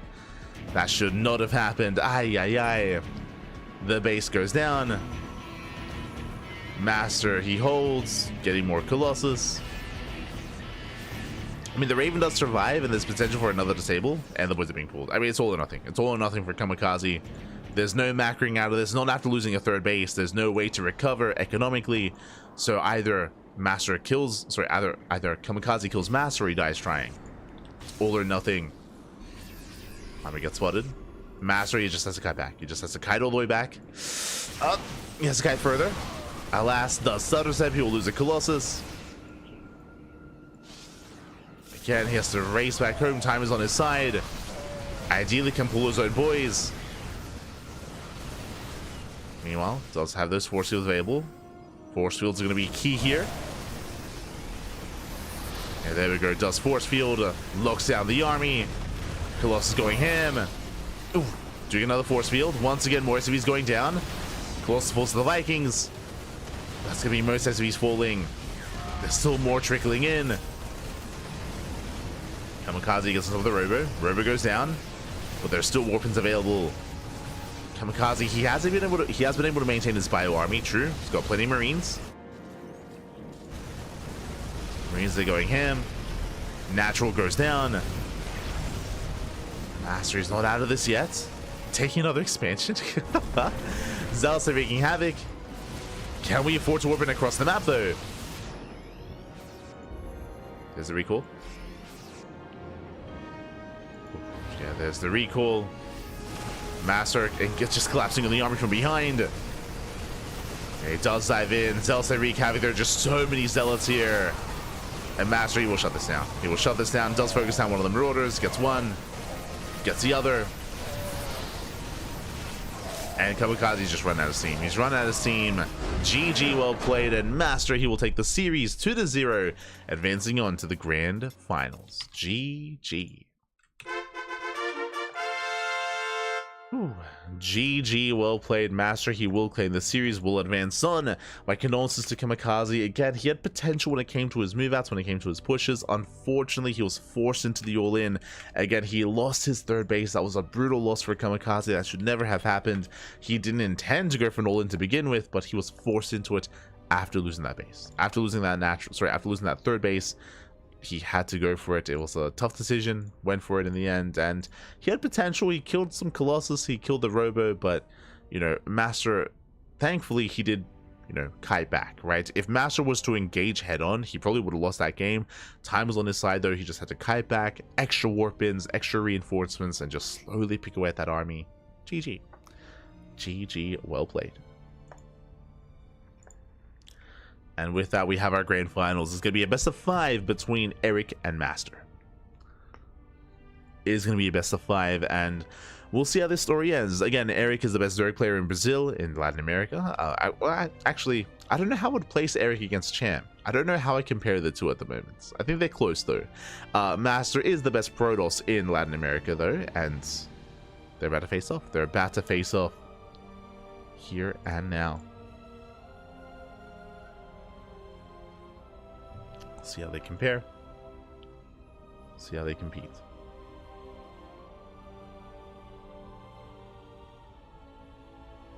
Until then, though, we're going to be going on a short break. As our players do need a moment to conduct their vetoes to get into their games. So until then, we're going to be going on a short break. When we come back, we'll have our final series of the broadcast. We'll see you guys after the break. See you soon, Pappy. See you soon.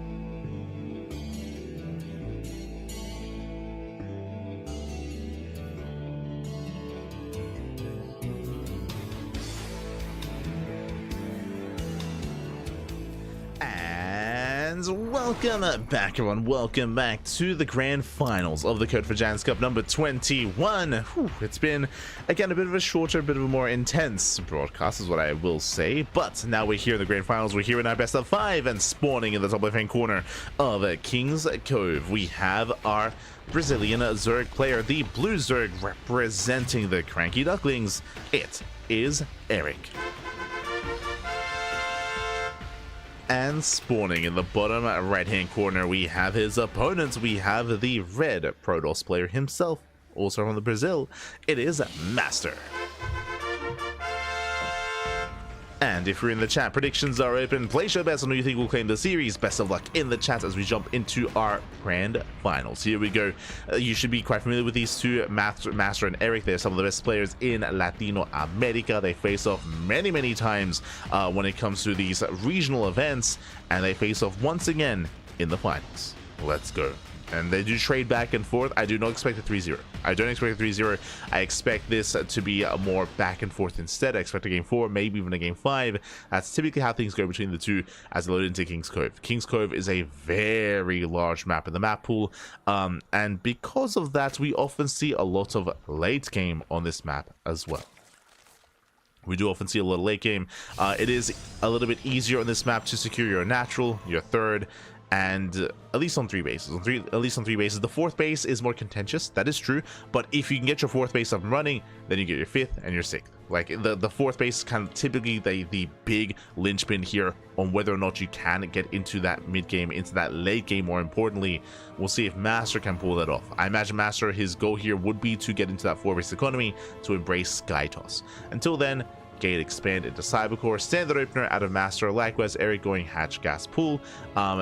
Nothing crazy yet here. Sorry, it was actually pool first from our player. Later gas is what I should say. So later gas from Erik. Getting into his opener. And Erik, he does move out. He does fan out his Lings. Lings that do fan out. Or maybe just been hatch pool. Sorry, I wasn't quite paying attention. I wasn't quite paying attention to the opener outside of the late gases. So late gases. There's that hatchery here on the low ground. Lings a fan out to scout. And MasTeR does attempt to move out. Staying back at home. So he fakes the move out. Basically, he revealed the shade to the Overlord. So the Overlord saw the shade, but the shade was cancelled. Shade was cancelled at Upstate's home. Basically, this is a way to bait Erik to go for a Ling run by. But Erik, he doesn't take the bait. Now he does see the actual move out of the Adepts. And Erik does confirm. Does confirm as the Adept moves out. Ling is attempted to go in. Checking for the 3rd. It's the backup Adept back at home. Going to be a Stargate opening into Oracle out of MasTeR. Erik back at home droning. Erik is droning fast. Lair on 2 bases. Going to a lair, taking extra gases. Now, Erik, this should just be for Roach play. This should just be for Roaches. Erik, he's very fond of going mutas on King's Cove, so I do expect muta production on the horizon, especially once we get into a 3-base economy. Otherwise, we'll keep an eye on Erik. As the Oracle does move out. 3rd base is being taken, so standard setup here from MasTeR. Again, Stargate opener into 3rd base, into Oracle. It's Erik who I have my eyes on when it comes to his tech, because I assumed it was going to be Roaches, but we don't have a Roach Warren. So this could be Spire, this could be Mutas, or even Hydras. What's it going to be? Spire or Hydra? Eyes are on Erik. I mean, the other option would be like an all-in, but more gases are being taken. Show us our tech. Show us what you got. There it is, Mutas. So 2-base Muta here, but from Erik. Bold move. It's difficult to pull this off here in this matchup. Specifically 2-base Muta, not Roach into Muta, which is a little bit more viable. Easier to get away with. Meanwhile, MasTeR going into his own Forge, into Twilight Council, into Blink. So Pulse on and Blink on the way from MasTeR. Erik opening up Lingbane Muta. Now, Mutas have a lot of potential if this goes unscouted, but that's going to be a big if here. MasTeR, he breaks out, he's got his Adepts, he's got his Oracle. Erik back at home, he is amassing Lings. Ling speed is going to finish up just in time.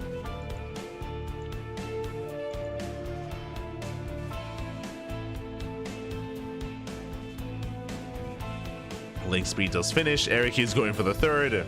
At the same time, Adepts, they rock up at the natural. And there's nothing at home. Yeah, there's nothing at home. Drones are going to be going down.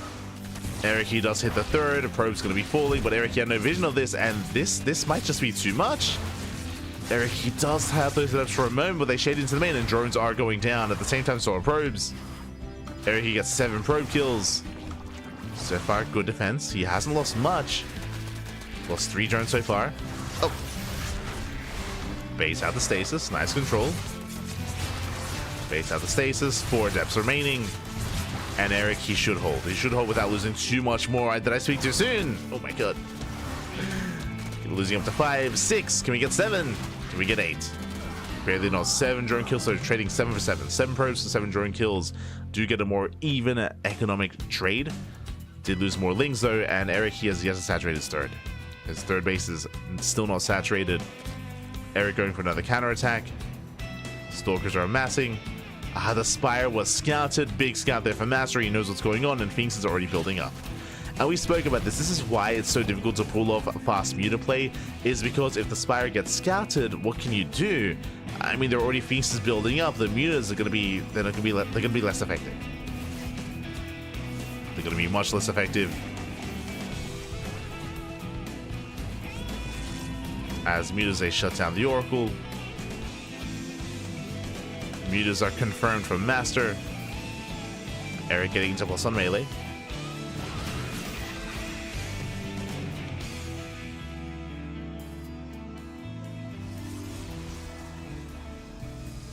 Mutas move out. MasTeR, he's ready. It's up to 2, soon to be 3 Phoenixes. That's more than enough.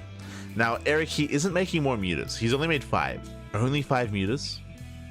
He is now fixated on Ling production and droning.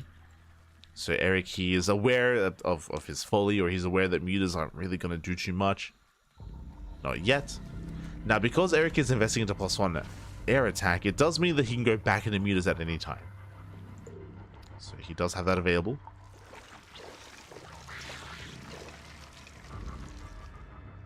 Likewise, we don't yet see any roaches. It's still just Ling Bane. We could go Ling Bane into Hydra. Into Lurker Tech. But pure Ling Bane is difficult to pull off against these Protoss armies. Like, Stalkers are just so robust. The additional Phoenixes are revealed. Corruptors now on the way.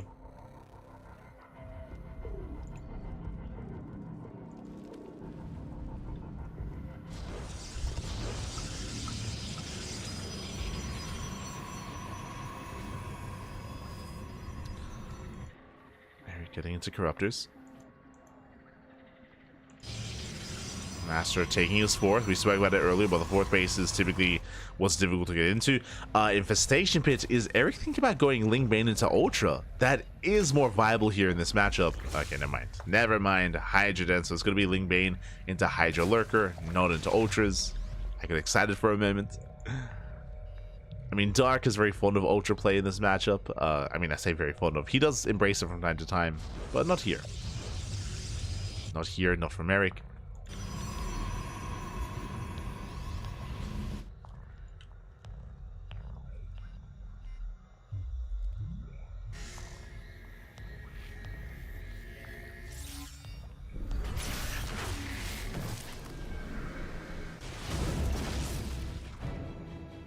Likewise, Corruptors, they catch out the Phoenixes. Lings, they go for the dive. They force MasTeR back home.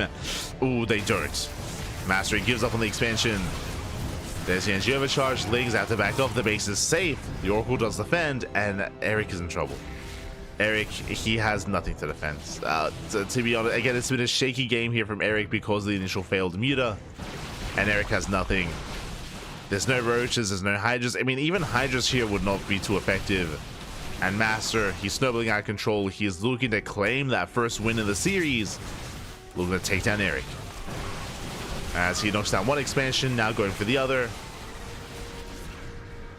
Erik, he's racing back. GG gets called. There's nothing at home to defend. And MasTeR, he will take game number 1. Whew. GG. MasTeR, he does take a lead.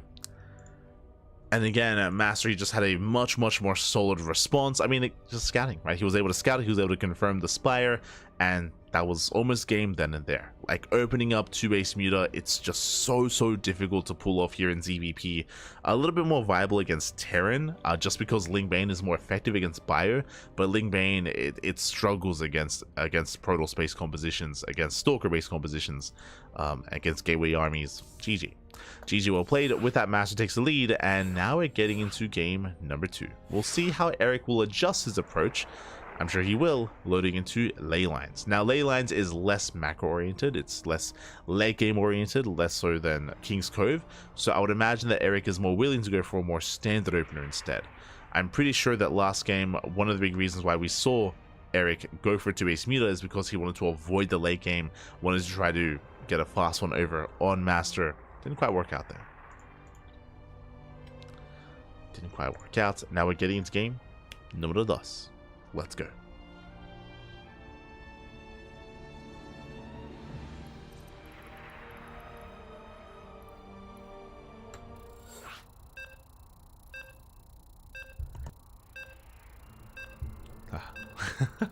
Let us go.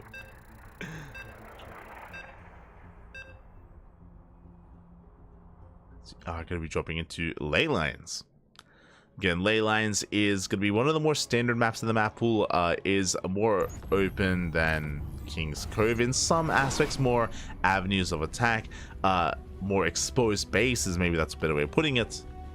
With that can lead to more aggressive styles. Spawning in the right hand corner of ley lines, we have our Brazilian Zerg player, our red Zerg, representing the CranKy Ducklings down in the series, but again, we expected a back and forth, and we'll see if he can bounce back here and now to make a series out of this. It is Erik. And spawning in the bottom left-hand corner, we have the blue Protoss player, or the blue Protoss himself from Brazil, leading the series 1-0. It is MasTeR.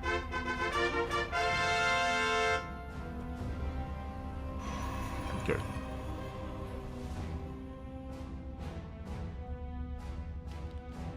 MasTeR does move out.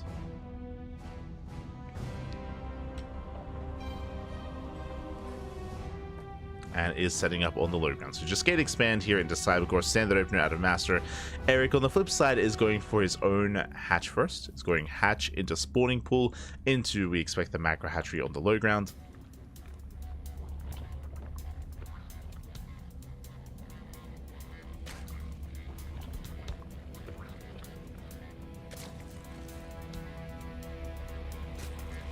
And I don't expect Erik to go 2-base muta again. I don't expect 2-base muta. I don't expect to rush into a lair anywhere near as quickly. I'm leaning more towards roach play here from our Zerg player. We'll keep an eye on Erik. Just now taking his macro hatchery, going into his own gas geyser. Again, delayed gases for Erik, which means a delayed link speed. And he may decide to skip it entirely. Meanwhile, MasTeR does confirm the opener, pulls away. Does pull away.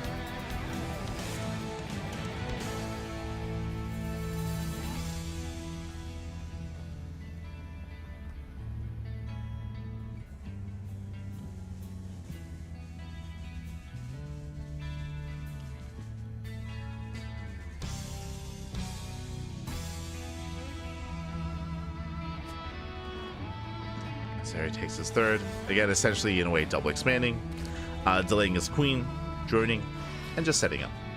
Nothing too crazy so far. We have a Stargate opener here out of MasTeR. Going for a Stargate.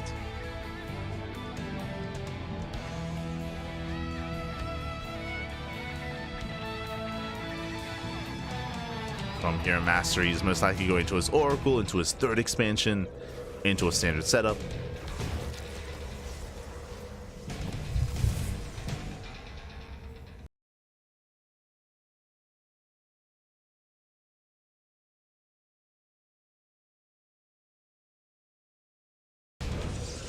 Okay, there we go. There we go. Into our standard setup here. Sorry, just fixing some audio issues. But otherwise, we should be good. and we're settling in. So there's no crazy like early gases, there's no crazy fast lair, unlike the previous game. This time we're just droning, pulling out of gas, getting to link speed, most likely into roach play towards the mid game. Looking for any other deviations outside of just our standard setup. MasTeR moves out. As he moves out, takes his third. Again, Oracle opener into his third base.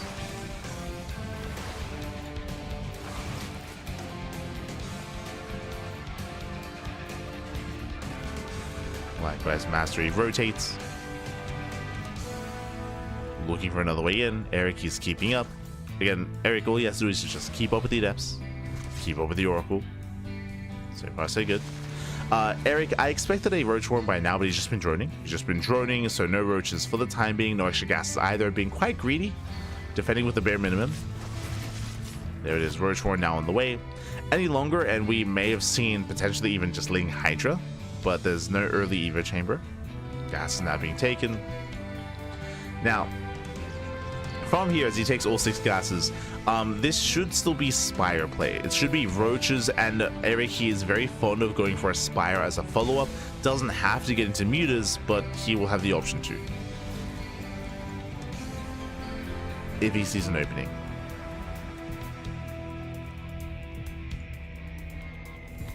Oracle coming on the right. Does it the natural. Spores in position. Likewise, Adepts on the left hand side. It's going to be 6 Adepts. So our standard 6 Adepts timing. If you recall last game, this is what got 7 drone kills. This time, MasTeR does not find a way in. Oh.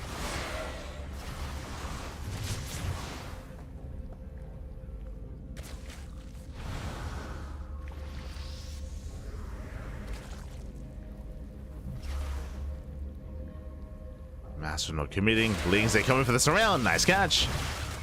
A nice catch here on the Adepts. Gets 2. Barely. Sorry, gets 1. 1 Adept went down. Lings, they can't collapse on this. Claiming another. And another. Nice control there by Erik. Following this up is going to be plus on and blink. So stand follow up here out of MasTeR. Just Stargate opener into plus on and blink. Likewise, Adepts are shaded to the mineral line. Ooh, they get 4 drone kills. Nice damage here from MasTeR. Erik, now that he's got his lair, he's working on his upgrades. He is not going for the Spire. We do see that MasTeR, he's blindly going for the Phoenix. Again, this is because Erik, he is known to play into Spire a lot more often. And MasTeR, he's blindly getting ready for it.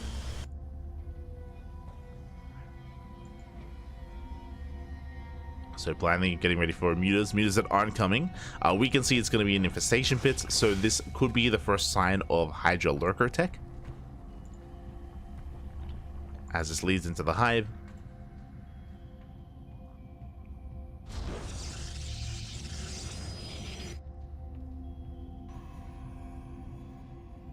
If that was the case, though, we would have gotten +1 range.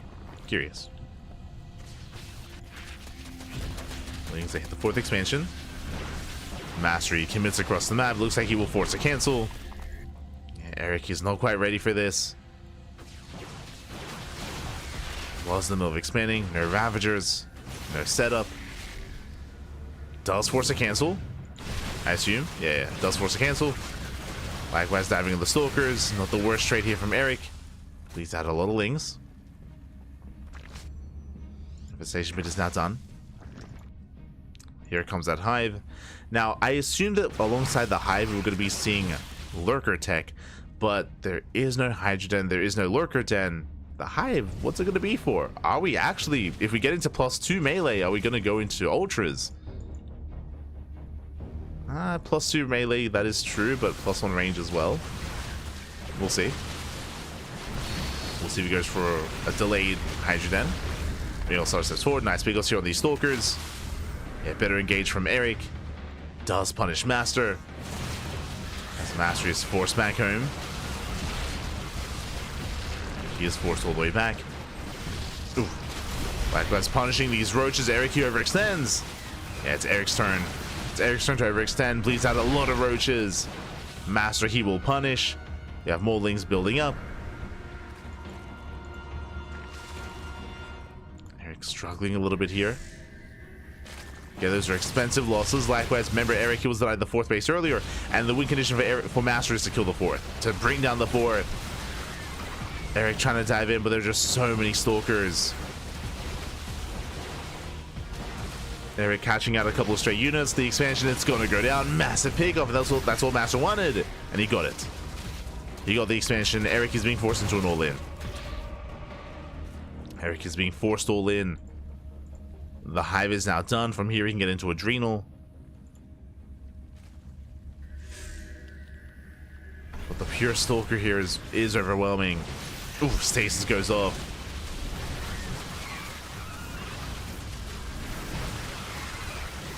Stasis does go off. Erik, once again, doesn't take the best fight here.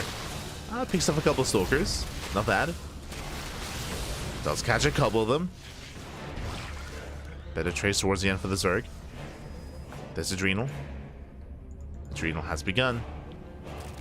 Erik, he did double expand. Now he has a 4th base. He's somewhat maintained himself. Basically, Erik is 3 base all in. Erik, he's been at 66 workers for a long time. Now he just loses 6. Oh god, brutal losses. He can't afford this. He cannot afford these losses. As Erik, he's on a low economy to begin with. And he commits. He does commit. Brutal Storm to the face. The longer this goes on, the better it is for MasTeR. Yeah, massive Storm with the Mailings. Oh god, the Storm. He eats the Storms. Clem, calm down. Takes all the Storms to the face. Bailings rolling in, but they do not trade well against Stalkers. Stalkers, they hold the line. Bailings, they do get into the mineral line. Not bad. Massive connections. 20 workers go down. Erik forcing his way through. But the Oracles will punish. I mean, Erik does get 21 probe kills. But remember, Erik, his goal was to kill. And he didn't quite. MasTeR getting a 5th expansion. Likewise, so is Erik.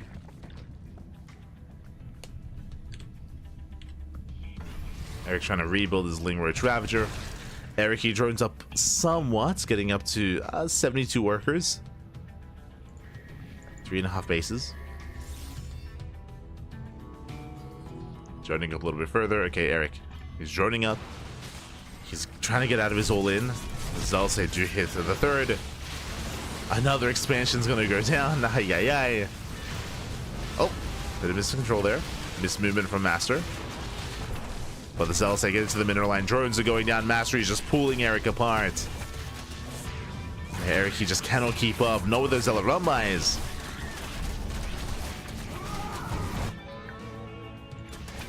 Is gonna get some kind of damage though.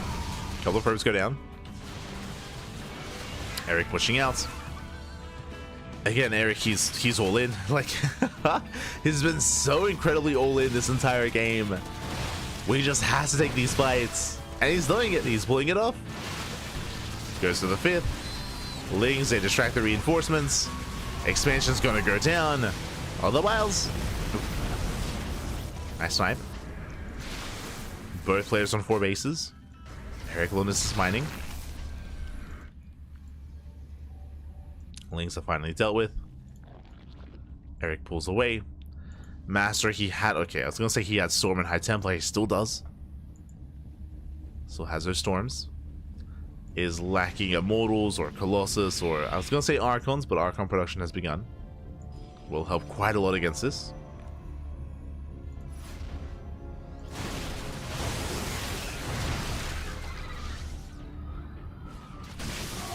Erik does take another Storm to the face. Busts into the natural though with his Lingroach.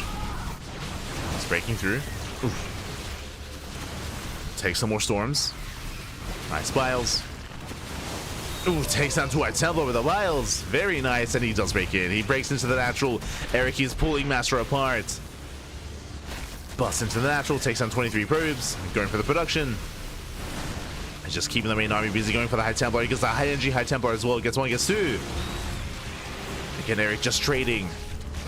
Just buying time. Takes down the Cyber Core. Focuses down the final Archon. And it is going to cost Erik his army, but again, he's kind of bringing MasTeR down with him. As Erik has already been committed. Taking the high yield gas geyser. Does transfer over, maintaining that income. Has one high tempo left. Archons are exposed. He's gonna get both. He gets 2 Archons, tries to go for another, will get it. I don't think he can quite get the final Archon though. It's gonna be close. Yeah, won't get the final Archon. Erik here overextends, bleeds out a lot of units here. That was not as worth it. Not this time. Has to pull away.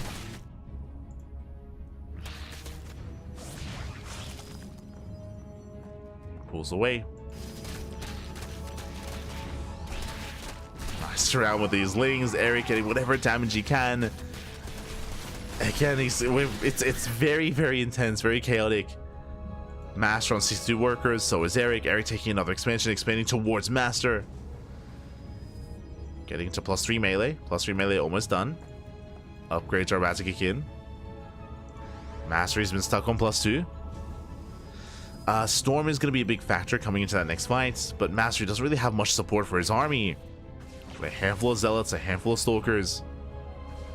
The army is lacking. Erik once again going for another counterattack, another run by.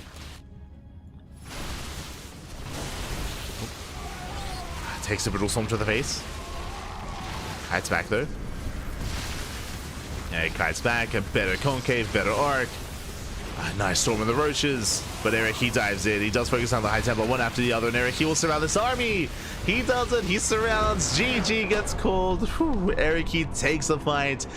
And he claims the game. GG. Oh my god. Very, very intense game there. Very back and forth. MasTeR at one point, he was denying the 4th base time and time again. Erik, though, he was double expanding. He was able to barely get into a 4-base economy. He was able to maintain himself, maintain his all-in of just pure Ling Roach Ravager. He was teching, true. He was taking into a hive. That was just for upgrades. That was just for Adrenal. That was just for +3 attack. Just to make sure he was able to at least, you know, maintain some semblance of an advantage when it came to his army with those upgrades, and GG. Whew, GG, well played. A very intense game one, very close in the end, very clutch, and Erik does take a lead. Oh, sorry, Erik does tie things up, and now we're getting into game number 3. Getting into game 3. Whew, let's go.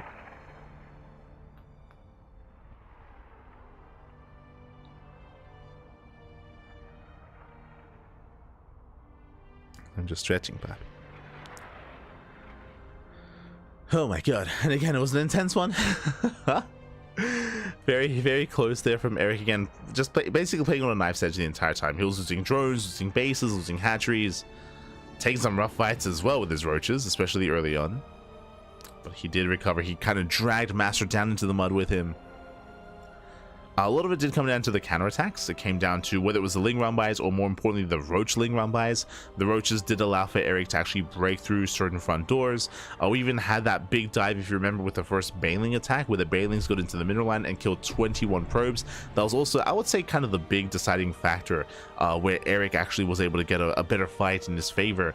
Up until that moment, things were looking quite dire for Erik, I will say, but that push towards the 3rd base, sorry, that push towards the 4th base, and him killing 21 workers, that brought him into it, brought him into the game. GG. GG, well played. With that, we're now getting into game number 3. It's going to be on Amygdala. As a reminder, the grand finals are a best of 5, so we still have plenty of games ahead of us. Still have plenty more ahead of us, plenty more to come. And we'll see who takes the lead in the series, whether it goes the way of Erik or that goes the way of MasTeR. Let's go.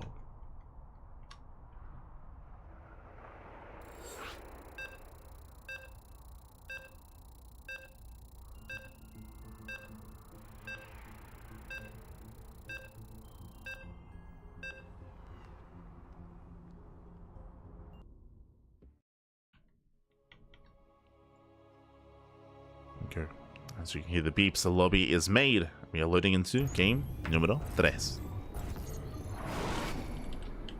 And spawning in the bottom left-hand corner of Amygdala, we have our Brazilian Zerg player, the Red Zerg, representing the CranKy Ducklings. Oh, tying up the series 1-1. Not an easy game. It is Erik. Easy as all. And spawning in the top right hand corner, we have his opponents. We have the Brazilian Protoss player, the blue Protoss, being forced into a tied series. We'll see if we can bring it back. It is MasTeR.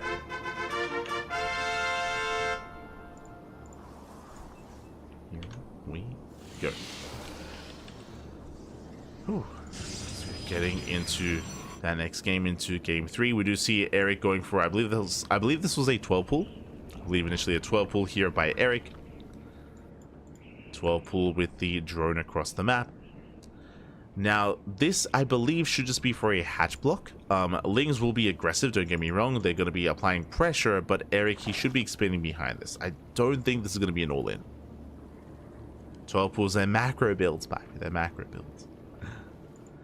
I mean, there are 12 pool drone pools, true. That is a more all-in version, where you can pull the boys and you can try to wall up this area. And speaking of, there it is. There's the wall. There's the hatchery. Lings are moving out. We can see Erik attempting to expand. We'll be able to.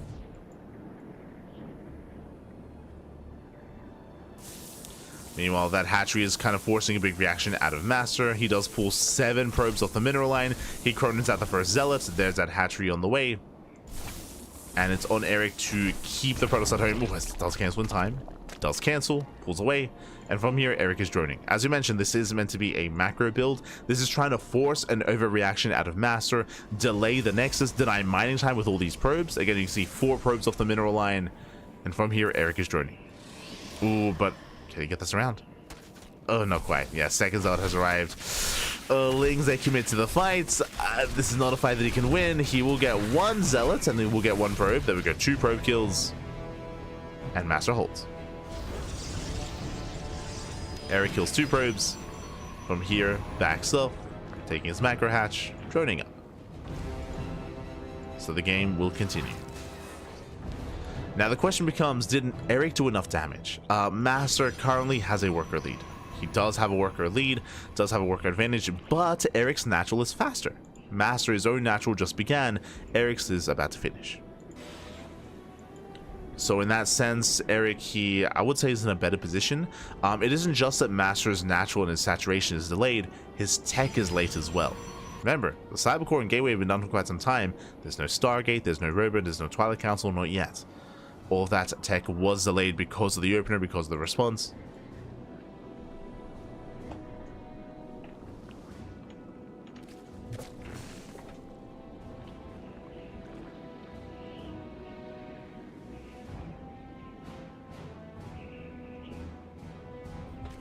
From here, Erik double expanding, or in a way, throwing down 2 hatcheries, getting his 3rd, and building up from here.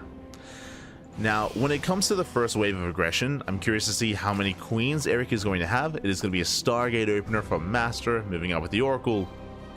It's going to be up to Erik to minimize losses. Ooh, as MasTeR commits to shade, he gets 1, he gets 1 drone, he gets 2, very nice pickups. Again, doesn't look like a lot, but 2 drones this early on is massive, considering how low the economy is for Erik. Adepts, they both survive. See MasTeR shuffling his Adepts around. Ooh. Despite that, does take another hit. Shades into the main. Gets 1 more drone. So he's gotten 2 workers in total so far, and now he's getting a 3rd. Barely not. Erik with the spores. Whew, we'll lose another drone though. That's going to be 4 drone kills in total.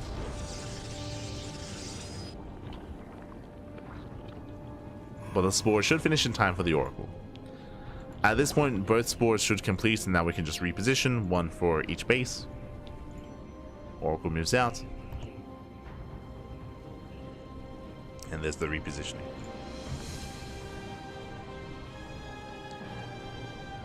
As Erik, he hasn't droned out of this yet. He's still droning, still saturating.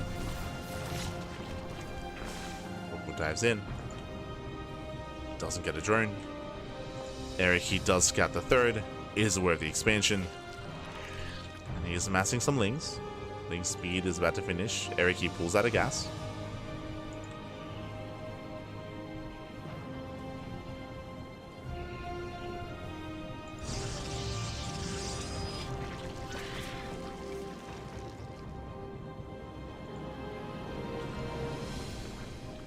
does pull out. Likewise, I mean, the problem here is that because of the 12 pull opener, like Erik, he hasn't stabilized yet, is the problem. Like, he has yet to stabilize.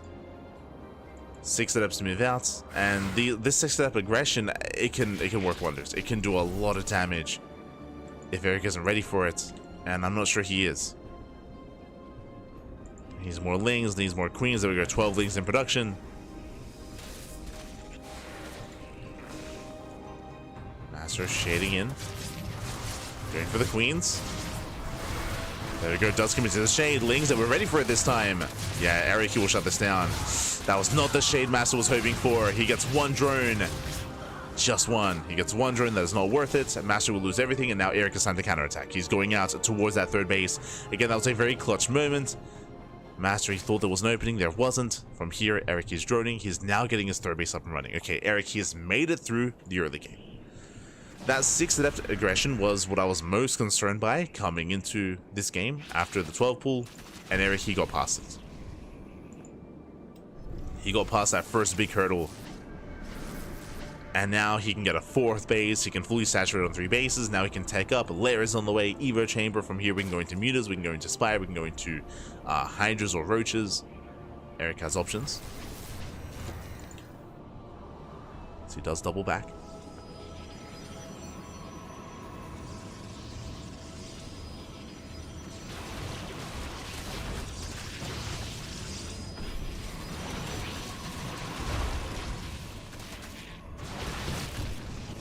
Two transferring workers, not bad. Meanwhile, Oracle into the main. Doesn't get much done.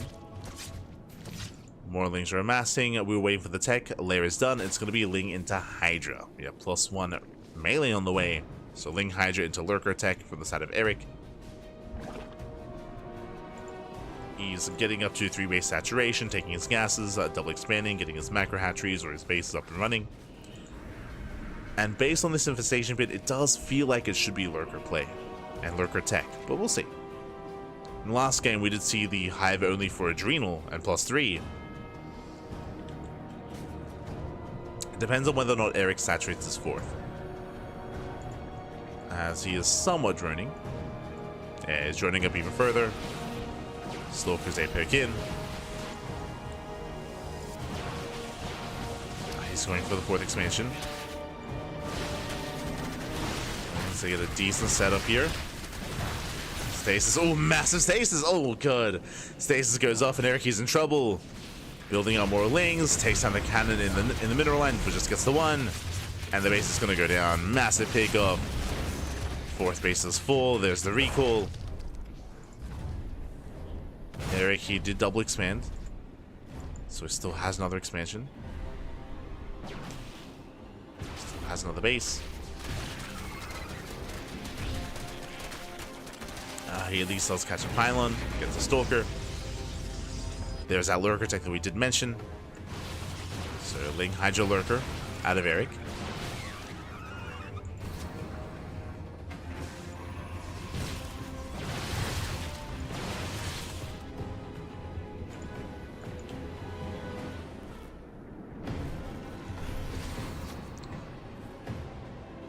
Mastery does get the revelation off. Storm is done. Jesus. Storm is already done.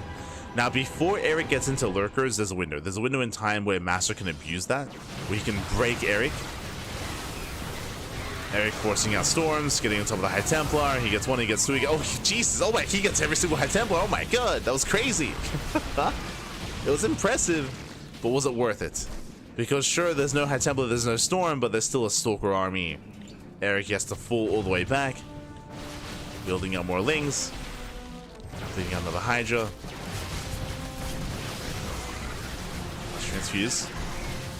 30 lings in production. MasTeR is going for the kill. Yeah, may have lost High Templar, doesn't need them, doesn't need the Storms. Takes down the Hydras, the Stalkers, and MasTeR. He's done it. He has broken the back of Erik.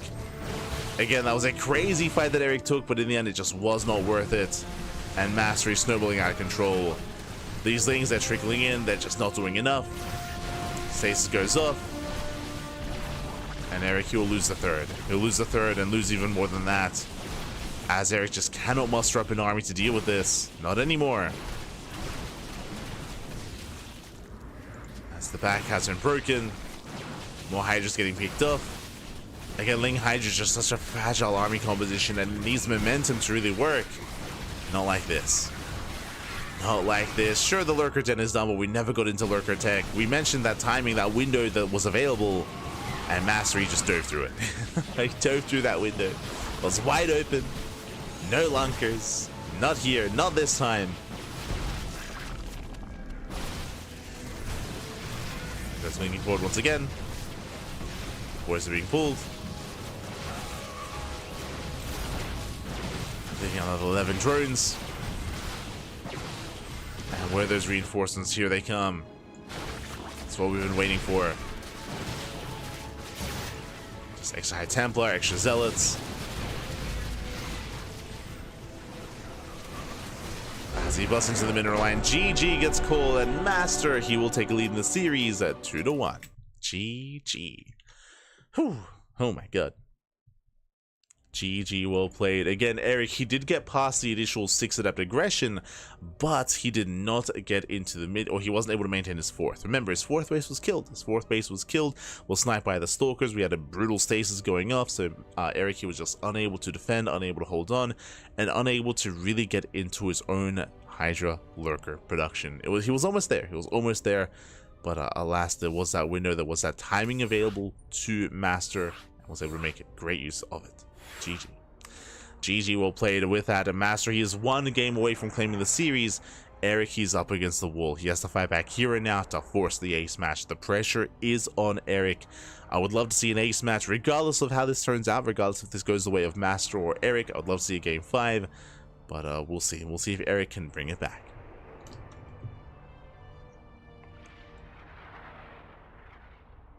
Here we go. It looks like our players, they need a moment. They need a minute here after that game to take a breath, which is understandable. Do you need a moment? I see that could have been a disaster, for sure, for sure. As expected, close fight. I mean, again, I'm hoping for an ace match, but again, we'll see. The pressure is on. Whew. And again, hope you've all been enjoying the broadcast here so far tonight. Again, do apologize for me being a little bit down when it comes to the energy. It's just, not a lot of sleep. Not a lot of sleep. I can tell you that right after this cast, I'm going straight to bed. As we have another cast tonight, as a reminder, later on in the evening, we are going to be live with the Rex March Madness qualifier. Who signed up for that? Rex March Madness qualifier. As Rex Taiwanese caster and player is organizing an event this month. Yo, the signups are brutal. We got Björn, we got Rogue, Cure, Jumi, Skillless, Nikita, Trigger. Really good signups. And again, that's gonna be later on tonight. Later on tonight.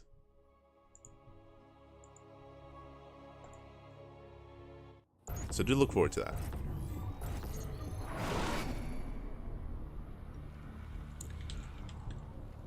As spawning in the bottom left-hand corner of the frost line, we have our Brazilian Zerg player, the Red Zerg, representing the CranKy Ducklings. Down in the series, the pressure is on. Can he fight back? Can he force the ace match? It is Erik. And spawning in the top right-hand corner, we have his opponent. We have the blue Zerg player, the blue Protoss player, the blue Protoss from Latin Brazil, leading the series 2-1, 1 game away from claiming the series and becoming this week's Code for Giants Cup champion. It is MasTeR. We go. I'm still shocked that Erik took that fight earlier where he killed a little High Templar. That was crazy. Killed like 4 High Templar. That was insane. Wasn't enough. I mean, that was also the beginning of the end, because Erik, he committed everything to kill those High Templar. Did get them, but did cost him the game. You could argue that it was a lost cause regardless. If the army had moved out with Storm, it would have been a similar outcome. But it's still an impressive fight nonetheless. As we're getting into game 4. So far, we do have our hatch first. It's going to be hatch pull into gas. So delayed gases here from Erik. Again, getting into faster gases isn't really as necessary in this matchup, just because there's a little bit less use for it unless you're going for an all-in. So delayed gases out of Erik. Droning up and setting up back at home.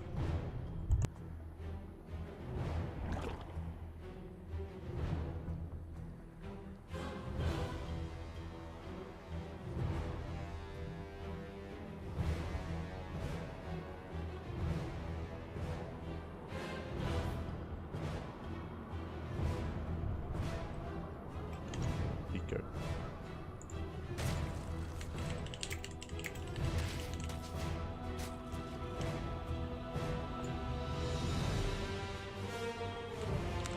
As MasTeR does pull away.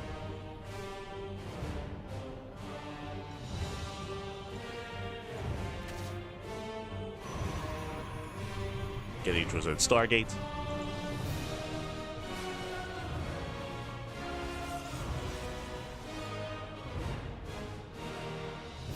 MasTeR was called Major back then. Major was Juanito. Major was special. If you're familiar with special, that was Major.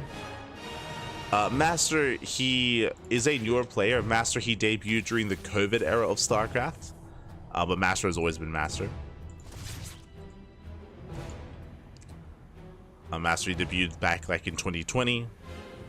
So MasTeR, he's a younger player, much younger player. He's like, I want to say he's like 19 maybe. Much younger. And we're going for the all-in. I noticed the queens, I noticed the lings. Erik, he's going to be waddling across the map. He's going to be flooding with lings behind this, and Erik is committed. Erik did just make 4 drones, so I'm a little bit confused. Erik, he's getting spores back at home as well. We'll see what Erik can accomplish with this. As lings are moving out, we have a boy as well. We have a drone. And Erik is droning. Erik, he's droning. He does expand. Erik, this is a fake out. He's gonna spread a creep. Yeah, he's gonna cancel. He's gonna spread a creep.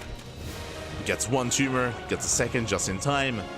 So Erik, he's just trying to move out to spread creep from across the map, backwards even. Let's go. Yo, we're gonna set up a spore. We're setting up a spore as well. And what's the spore gonna do? It denies the Oracle. It denies the Revelation. Okay. Yo, this is an old school build. Okay, now it's Spine. Now it's Spine Crawler. Lings, they attempt to surround. Oh, shield batteries within range. Gets 1 adept. Shield battery not enough. Lings, they're buying time. Do we have a transfuse? We do. Transfuse pops off. There's another transfuse available. Erik, he kites back. Ah, but Erik, is he being broken? He is. The Spine Crawler is just a little bit too late, as the first queen is gonna fall. And can we spread creep? There we go. The creep is spreading. Let's go.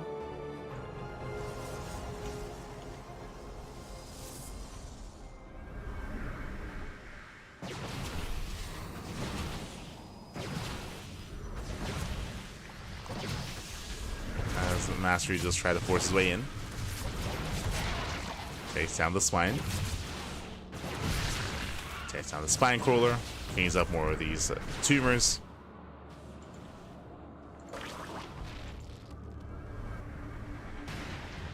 Erik, meanwhile, going into plus on melee. So I appreciate the attempted setup here from Erik, but unfortunately is denied. He's going to be denied. Erik looking for another way in.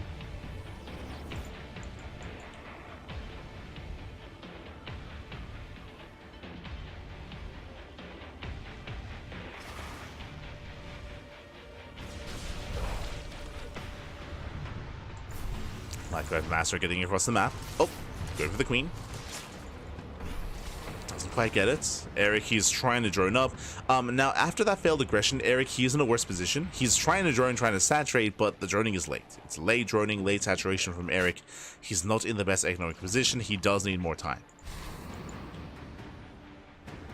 He needs more time. MasTeR is building further up. Not giving him that time.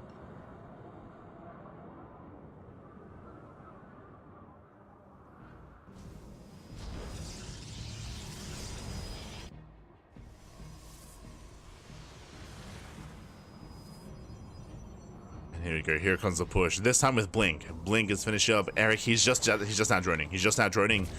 12 workers just popped out. Lings, they come in for a counterattack, but the oracles will defend. Like, one oracle is all that you need here with the shield battery.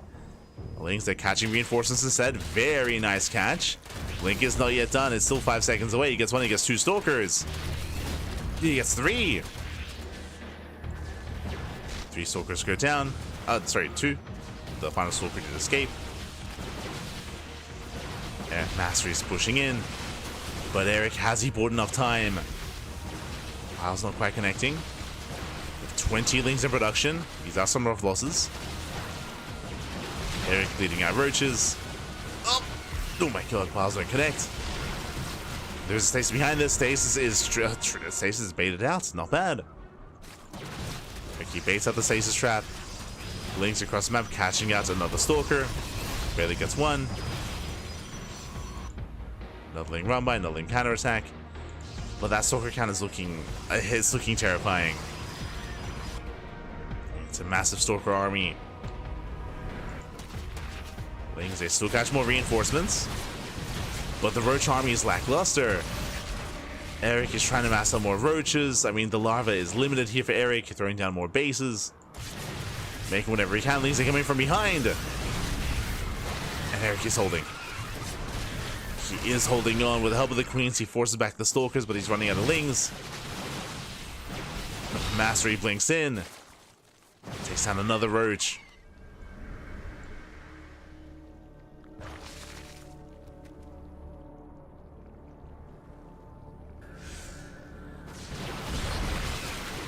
Takes down another.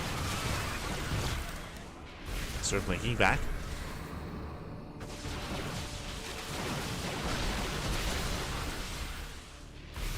Does blink back. Likewise, pretty well against these roaches.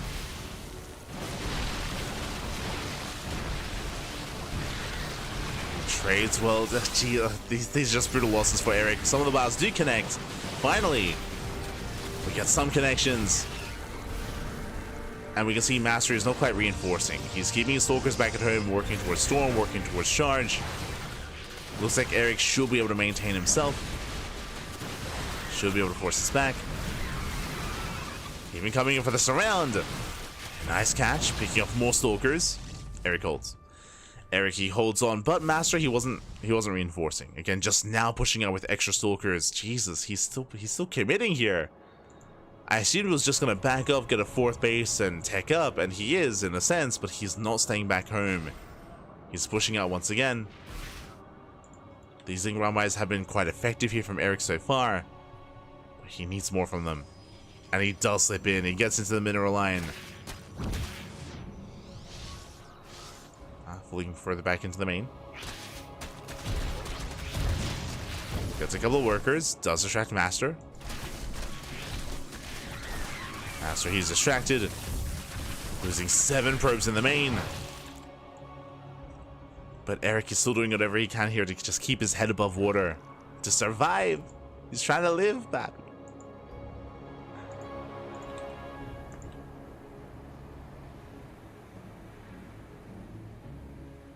He's trying to. MasTeR, he does try to slip between the bases. Runs into the queens. And queens don't hold their own. They take down one of the oracles. Nice catch there from Erik. Erik, he is finally going into... Oh, let's go! If you remember, we read ultras like twice so far in this series, and it just wasn't ultras. This time, we finally get there. It is going to be ultra from Erik. Can he get there, though? As he's still a ways off, leading out roaches. At the same time, Lings are harassed across right-hand side. Storm is ready. MasTeR defends.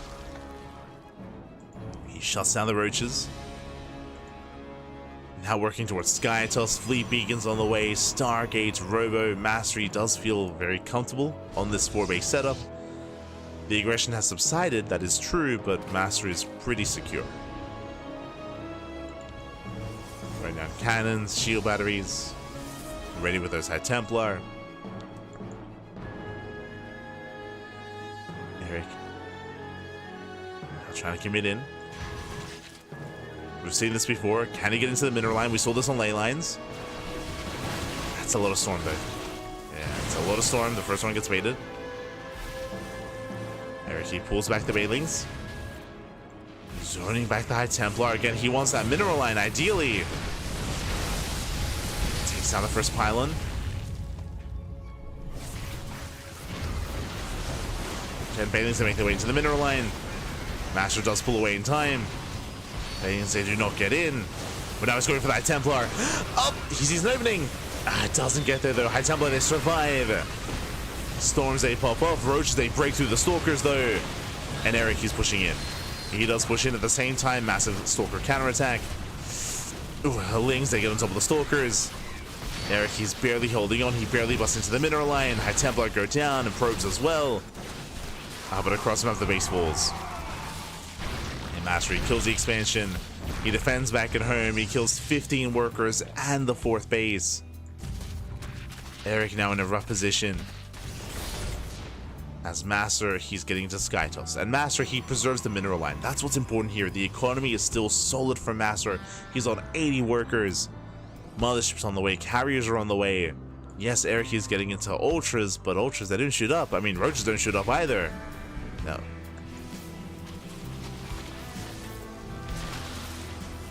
Erik does slip into the natural though. He walks in.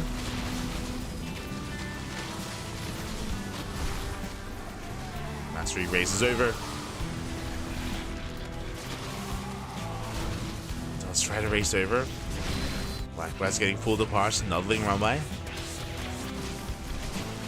The cannons are gonna buy some time, at least for a warp in.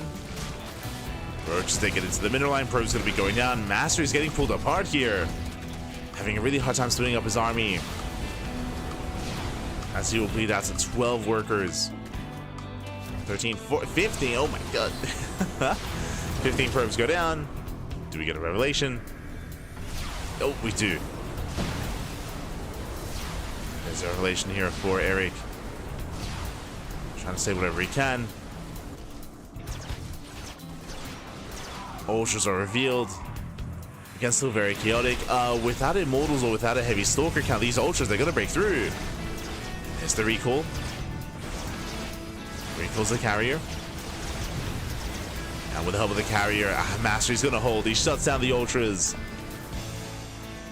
There's 3 Ultras left. They waddle away.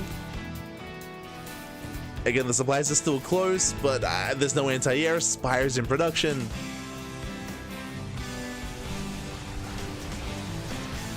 Overlords. Ultras, they try to break through into the natural, but alas, MasTeR is in position. He's in position, he defends. We get Roaches in the main. Archer's pylon! Oh! Oh, what a mess! Depowers everything! Depowers the Stargates. Okay. Erik, he hits the mineral line. Probes are going down. Denies the carriers. Erik, can he pull this off? He will get the expansion. The Mass Ultra, it's kinda working. Kinda. Yeah, Ling Ultra collapses on the ground army at least. Ultras, they can't make their way into the bases, but Lings do, and GG gets called. Wow, Erik, he does it. He pulls MasTeR apart just barely. And Erik, he will take the game and tie up the series 2-2. GG. Whew. GG, well played. Honestly, if MasTeR was allowed to make those 2 carriers, if those 2 carriers in the main base finished, I think MasTeR wins. I think he at least defends the natural, but maybe he would have still lost the 4th to the Ling Ultra run by. Maybe that still would have gone down. It was still very close though. Still very close, very intense. Erik, he was just hyper aggressive. He was hoping he could just keep MasTeR at home, and he did. It worked out. He pulled it off. Did pull it off in the end, and we're going all the way to the ace match. Whew. The only way this could end really is to go to game 5. That's all we want. That's all I wanted, Bobby. All I want, just a game 5. We got there. And we'll see who walks away as a champion, Erik or MasTeR. Let's go. Let's go.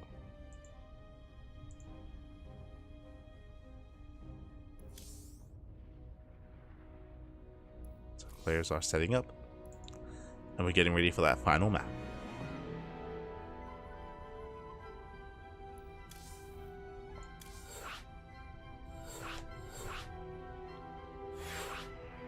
Oh god. As the final map is going to be Neon Violet Square. Oh boy. This I am less certain of, I'll be honest. This is the largest map of the map pool. What were the vetoes? I guess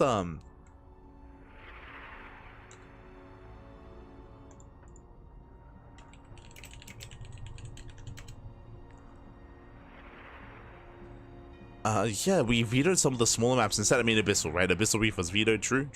Got rid of Abyssal. Got rid of Ultra Love. Whispers of Gold as well. So some of the more extreme maps. Some of them, not all of them though. Neon Violet Square is going to be an interesting one. As Neon Violet is the largest map of the map pool and known for longer macro games. I do feel like Erik's aggressive nature and aggressive style is less effective on Neon Violet Square, so we'll see how he approaches this. I mean, I would have also said it's less effective on Amygdala and Amygdala as well as Frostline, but hey, did pull it off on Frostline. Did barely pull it off.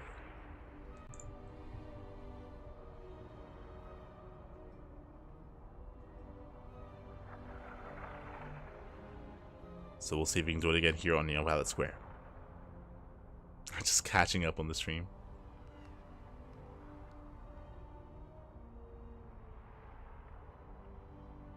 Mate, those ultra counterattacks were crazy.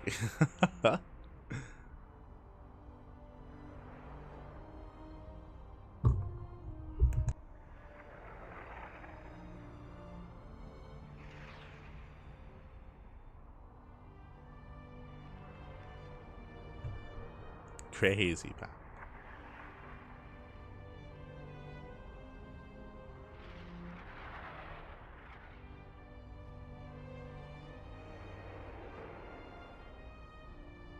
Okay, there we go. We do have our players, we have our map. Casters are getting ready. We will soon jump in. But yeah, Neon Violet Square is going to be an interesting one. Just because, because it's a large map, it's easier to take more bases, to maintain and to defend on your 5-base setup as well.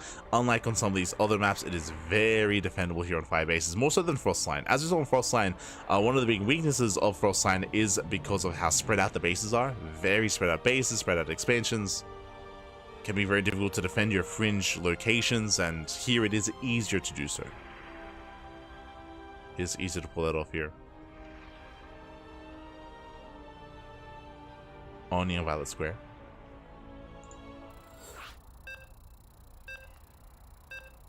There you go, you can hear the beeps. This is when we like Night Assault or something crazy like that. I mean, that could work, maybe. Maybe. What haven't we seen so far out of Erik? We haven't seen successful Muta play. This is a good map for Mutas. True. We could see Roach into Muta from Erik. That would make a lot of sense.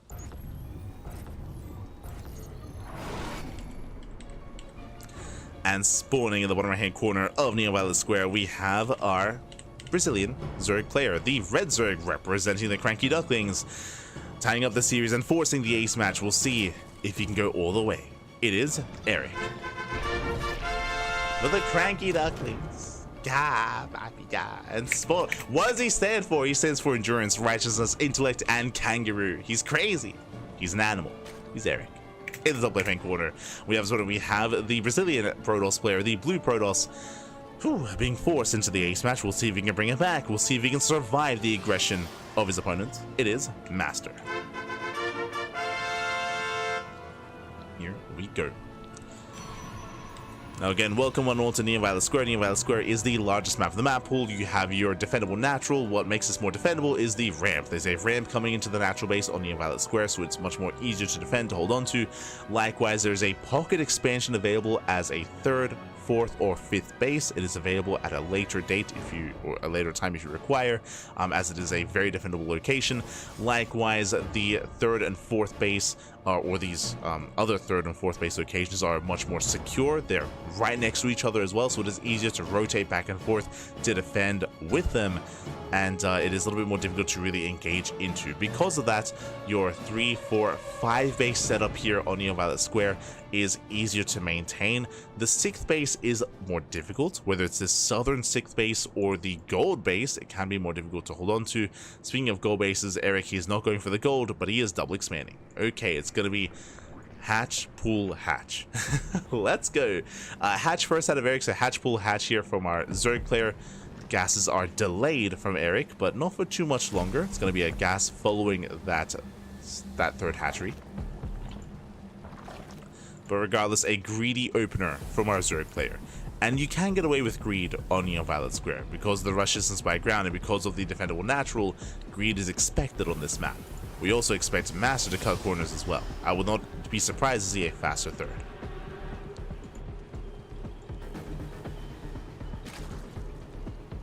We go.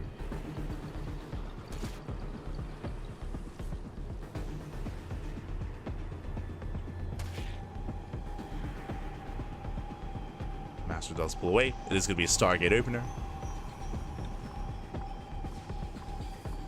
Regards for YBC schedule. No. Stargate is on the way, so Stargate opener into Oracle, potentially Void Ray instead from the side of MasTeR. We'll see. We spoke about cutting corners, we spoke about greed earlier, and Void Ray opener into like Fleet Beacon, into Fast Tempest or Fast Carrier is not unheard of on this map. So that is always something in the back of Erik's mind when it comes to whether or not his scouting is denied. That's what could be coming. But there it is, no Void Ray, Oracle first. Oracle first, Erik, he does slip behind the mineral line, but he will be found out.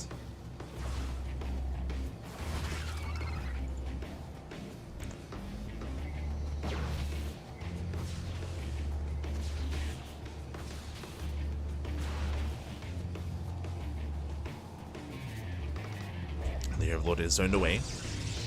MasTeR just Stargate opener, Oracle into a 3rd. So standard setup here from MasTeR. He doesn't go for the Pug base yet. Again, ideally you want to save this for a 3rd or 4th or even 5th expansion. Do you want to save it? You want Erik taking another expansion and going for his roaches. Again, a very fast 4th base for Erik, but you can get away with it on this map. It's all about greed, all about cutting corners. Oracle dips in. No major damage yet. So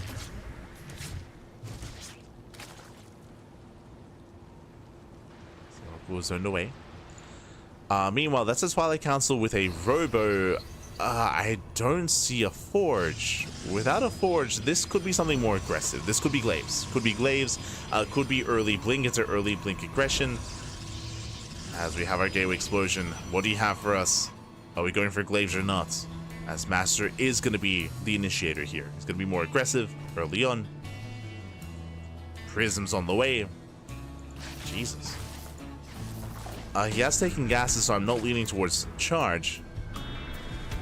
What do you have for us? Wait, are we going for Temple Archives? That's an option, true. That's viable. Layer from Erik. Again, to go for the safety Roach Warren. Laying Roaches are amassing.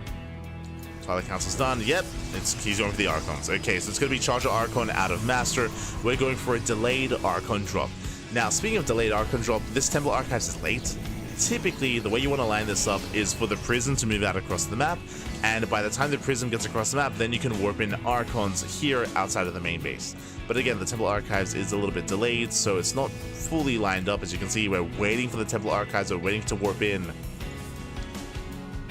And this is going to help Erik when it comes to his setup here. It does give him some extra seconds. He's actually scouting towards the south, and he does get eyes on the Prism. So big moment here for Erik. I mean, he already saw the... yeah, he saw the Robo. Does confirm. Claps on the High Templar. Oh, and they're going to be saved. Nice control. MasTeR does save the High Templar, but at least Erik is aware of the Archon drop. Now he's building up his Roaches. You can see he's pulling back those Overlords. Doesn't want to lose them unnecessarily.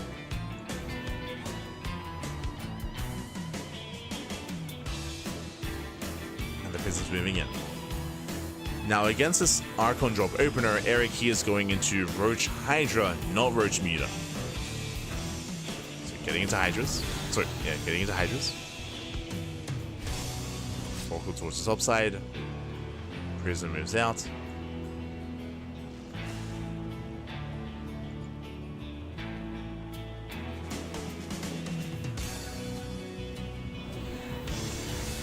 MasTeR once again blind Phoenix. This is because Erik is known to go into Muta play, as we said at the start of the game. So MasTeR, he's blindly going into into Phoenixes just in case. Just the one Phoenix. That is designed to deter Muta play. Meanwhile, behind this double Immortal production, oh, that's going to be a lot of Immortals here from MasTeR. He's building up a death ball of an army. No Blink Stalker, it's going to be Charged on Archon Storm Immortal. A very dense, very intense army composition here from MasTeR. What does Erik need? Ideally, Roach, Ravager, Hydra into Lurker tech. Without Lurkers, it's going to be a tough hold. So going for a Doom, he's crazy! Going for a Doom drop. Okay. Overlord speed is done, drop alerts are coming. And Erik, he can try to dive into the main base. We'll see if he can get away with it. As MasTeR is getting ready for his own push. Phoenix is revealed, we have some Spine Crawlers on the way.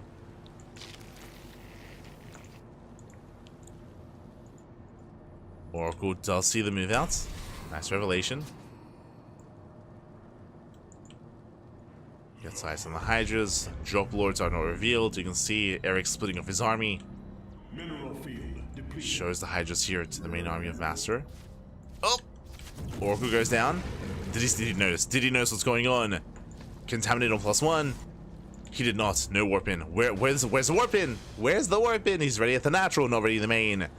And we're going for the upgrades. We're going for the production. At the same time, Erik knocking down those rooks, pushing towards the 4th. Denies +1. Ooh, snipes the Templar Archives. Very nice snipe. Remember, there's no blink, so this army can get away. He's going for the High Templar. He gets 1, he gets 2. Takes down both High Templar. Main armies do clash. Storm here on the main force. Better fight for MasTeR. But here in the main base is in control of the Zerg, of Erik. Depowers everything in the main. Kites back. MasTeR does not have enough to push. And Erik is pulling MasTeR apart. Yet he wants that Immortal. He's so close. Can he get it? He can. He will. Immortal goes down. There's that recall. From here, Erik pulling back into the main. Further in. And MasTeR just can't keep up. Erik, he now finally moves out. He pulls out of the main. Pushes towards the 4th base. MasTeR, he just recalled. He just recalled to the natural, so MasTeR is out of position. Storms are somewhat ready. Storms being wasted on these lanes. Archon morphing in, that was the final storm, and Erik, he's done it. He's done it. He breaks through the defensive line. GG gets called. He pulls MasTeR apart with the Doom drop. He was crazy, Pappy, and Erik, he will claim this series 3-2, becoming this week's Code for Giants Cup champion. GG. Whew. GG, well played. A very, very intense series. Went all the way to the H match, which is what we expect between Erik and MasTeR. But a very wild play there from Erik. Again, I was concerned when we saw the Oracles revelate the army. I was like, ooh, I mean, this Doom drop is not going to work out. But Erik, he peeled off those revealed Hydras. We saw that MasTeR, he moved in with the Oracle to scout the main army. He saw the main army. He missed the drop of Lords. So because of that, MasTeR, he was ready with Storms at the natural. He was not ready in the main. And that drop into the main base won Erik the game. It won in the game because, one, he was able to deny upgrades. He sniped the Templar Archives, so no more High Templar, and he was able to hold on to that ramp. At the same time, he was distracting MasTeR while also engaging on the left-hand side as well. And MasTeR, he was just being pulled apart. He was forced to recall as well, which exposed the 4th, and again, he was just torn apart left and right. GG. GG, well played.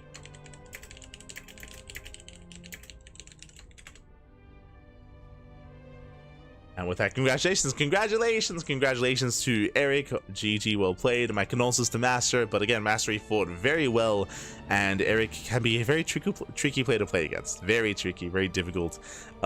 As he is, I mean, we even had the game on Frostline where he went proxy hatchery to spread creep in the center of the map. Like, that was crazy. That was crazy, bro. That's crazy. Oh my god. regardless. Well played to both players here, and with that, Erik, he will claim the win. With that, we're going to be wrapping up here for the day for the broadcast. Switching our scenes over, we do have the rest of our schedule. Bam, here we go. We have our weekly schedule. This has been updated from last night, and we have some extra events. We have had to shuffle some things around, though. So from the top, we just wrapped up with the Code for Giants Cup. Later on tonight, we have the Rex March Madness. What is the Rex March Madness? Rex, he's a Taiwanese Zerg player. He's a good friend of the stream, good friend of the channel. Rex is a great guy, and Rex, he's hosting his own tournament this month. He's hosting his own tournament, the March Madness, and because of that, Rex, he is holding the qualifiers tonight. The qualifiers for his event are tonight. We do have some invites. When it comes to those invites, give me a moment. The Rex March Madness. He has invited the best players in the world. He's invited Clem, Shin, Solar, Hero, Max Pax, and Zaun. Very, very high quality invites there from Rex.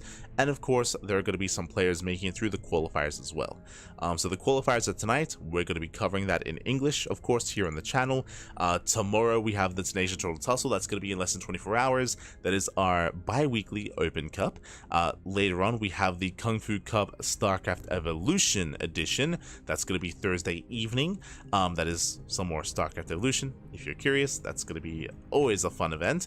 Likewise, on Friday, we have the Thermal 2v2 Cup Replay Cast. The Thermal 2v2 event was over the weekend, and we're going to be going over those replays here on Friday. Saturday is going to be the podcast. Usually the podcast is on Thursdays, but this week we have Kung Fu Cup, we have some other events going on, so we have moved temporarily the podcast to Saturday instead, and on Sunday we have Sparkling Tuna Cup and Host Masters Cup as well. The Host Open as well, Sunday morning. If you're curious, what is the Host Open? The Host Open is a Brazilian monthly tournament. It's a monthly event, so we're going to be covering that as well on the channel. So there's plenty of content, plenty of StarCraft. We have at least one event a day, and on the days that we don't, or on the days that we only have one event, I'm able to stream. So I should be streaming on Friday and on Saturday, so there should be some ladder sessions there. I won't be having a ladder session or personal stream today because of the Rex March Madness. I'm gonna pass the hell out. I'm so tired. I'm gonna get some rest. I'm gonna get some sleep. So I'm gonna try and rest up, and I'll get some food a little bit later, and I'll be well rested for the March Madness. I don't want to be fatigued for that cast, not at all. So I'll be there for Rex. And yeah, we have a full week ahead of us. A full week of StarCraft is gonna be amazing, gonna be beautiful, I'm sure. Likewise, this month we also have the Star Zagora qualifiers. Unfortunately, it looks like we won't be able to cast the Star Zagora event. We did inquire about it, but it looks like they only want one English stream. So one English stream, they're not opening it up to community casters for the qualifiers. So that's going to be covered by the main English broadcast, which means we have more time to ourselves. Let's go. Which I'm okay with. Again, March is meant to be a little bit leaner. April might be looking a little bit different, but I'm looking forward to it. So with that, thanks for watching. Thanks for the support. We do appreciate it. We're going to be heading off here for the time being. I hope you all enjoyed yourselves. And again, we're going to be back at 9 p.m. KST. Sorry, 8 p.m. KST. That's going to be 10 p.m. AEST. That is going to be in 9 hours. In 9 hours' time, we're going to be live with the Rex March Madness qualifiers. We have some high quality, we have some amazing signups there. We have some amazing players. Briefly going over the players in the qualifier. Currently, we have Cure, Ryung, Jumi, Skillus, Trigger, Björn, Mana, Rogue, Geralt, Creator, Nicorect, Hydra, and many others. So plenty of players are going to be competing in those qualifiers, and it's top two. Top two do qualify for the main event. So look forward to it. It's gonna be amazing, gonna be beautiful. We'll be a part of that as well. Gonna be over on the NA server. So yeah, it's gonna be our weekend. It's gonna be how we that's gonna be our evening. Until then, I'm gonna get some rest. I apologize for being a little bit low energy for the cast. Do apologize, just not really too well rested, but I'll do my best to be fully prepared for tonight's broadcast. Be ready for it. Otherwise, I'll see you guys next time. If you want to help support us, if you want to follow us as well, you can do so via social medias, !socials in the chat. You will get a link to you get a link to our social medias: Twitter, Facebook, Instagram, YouTube, and Discord. All things CranKy Ducklings. We're also on TikTok. We're also on Mastodon and Blue Sky. All things CranKy Ducklings. So do check us out there.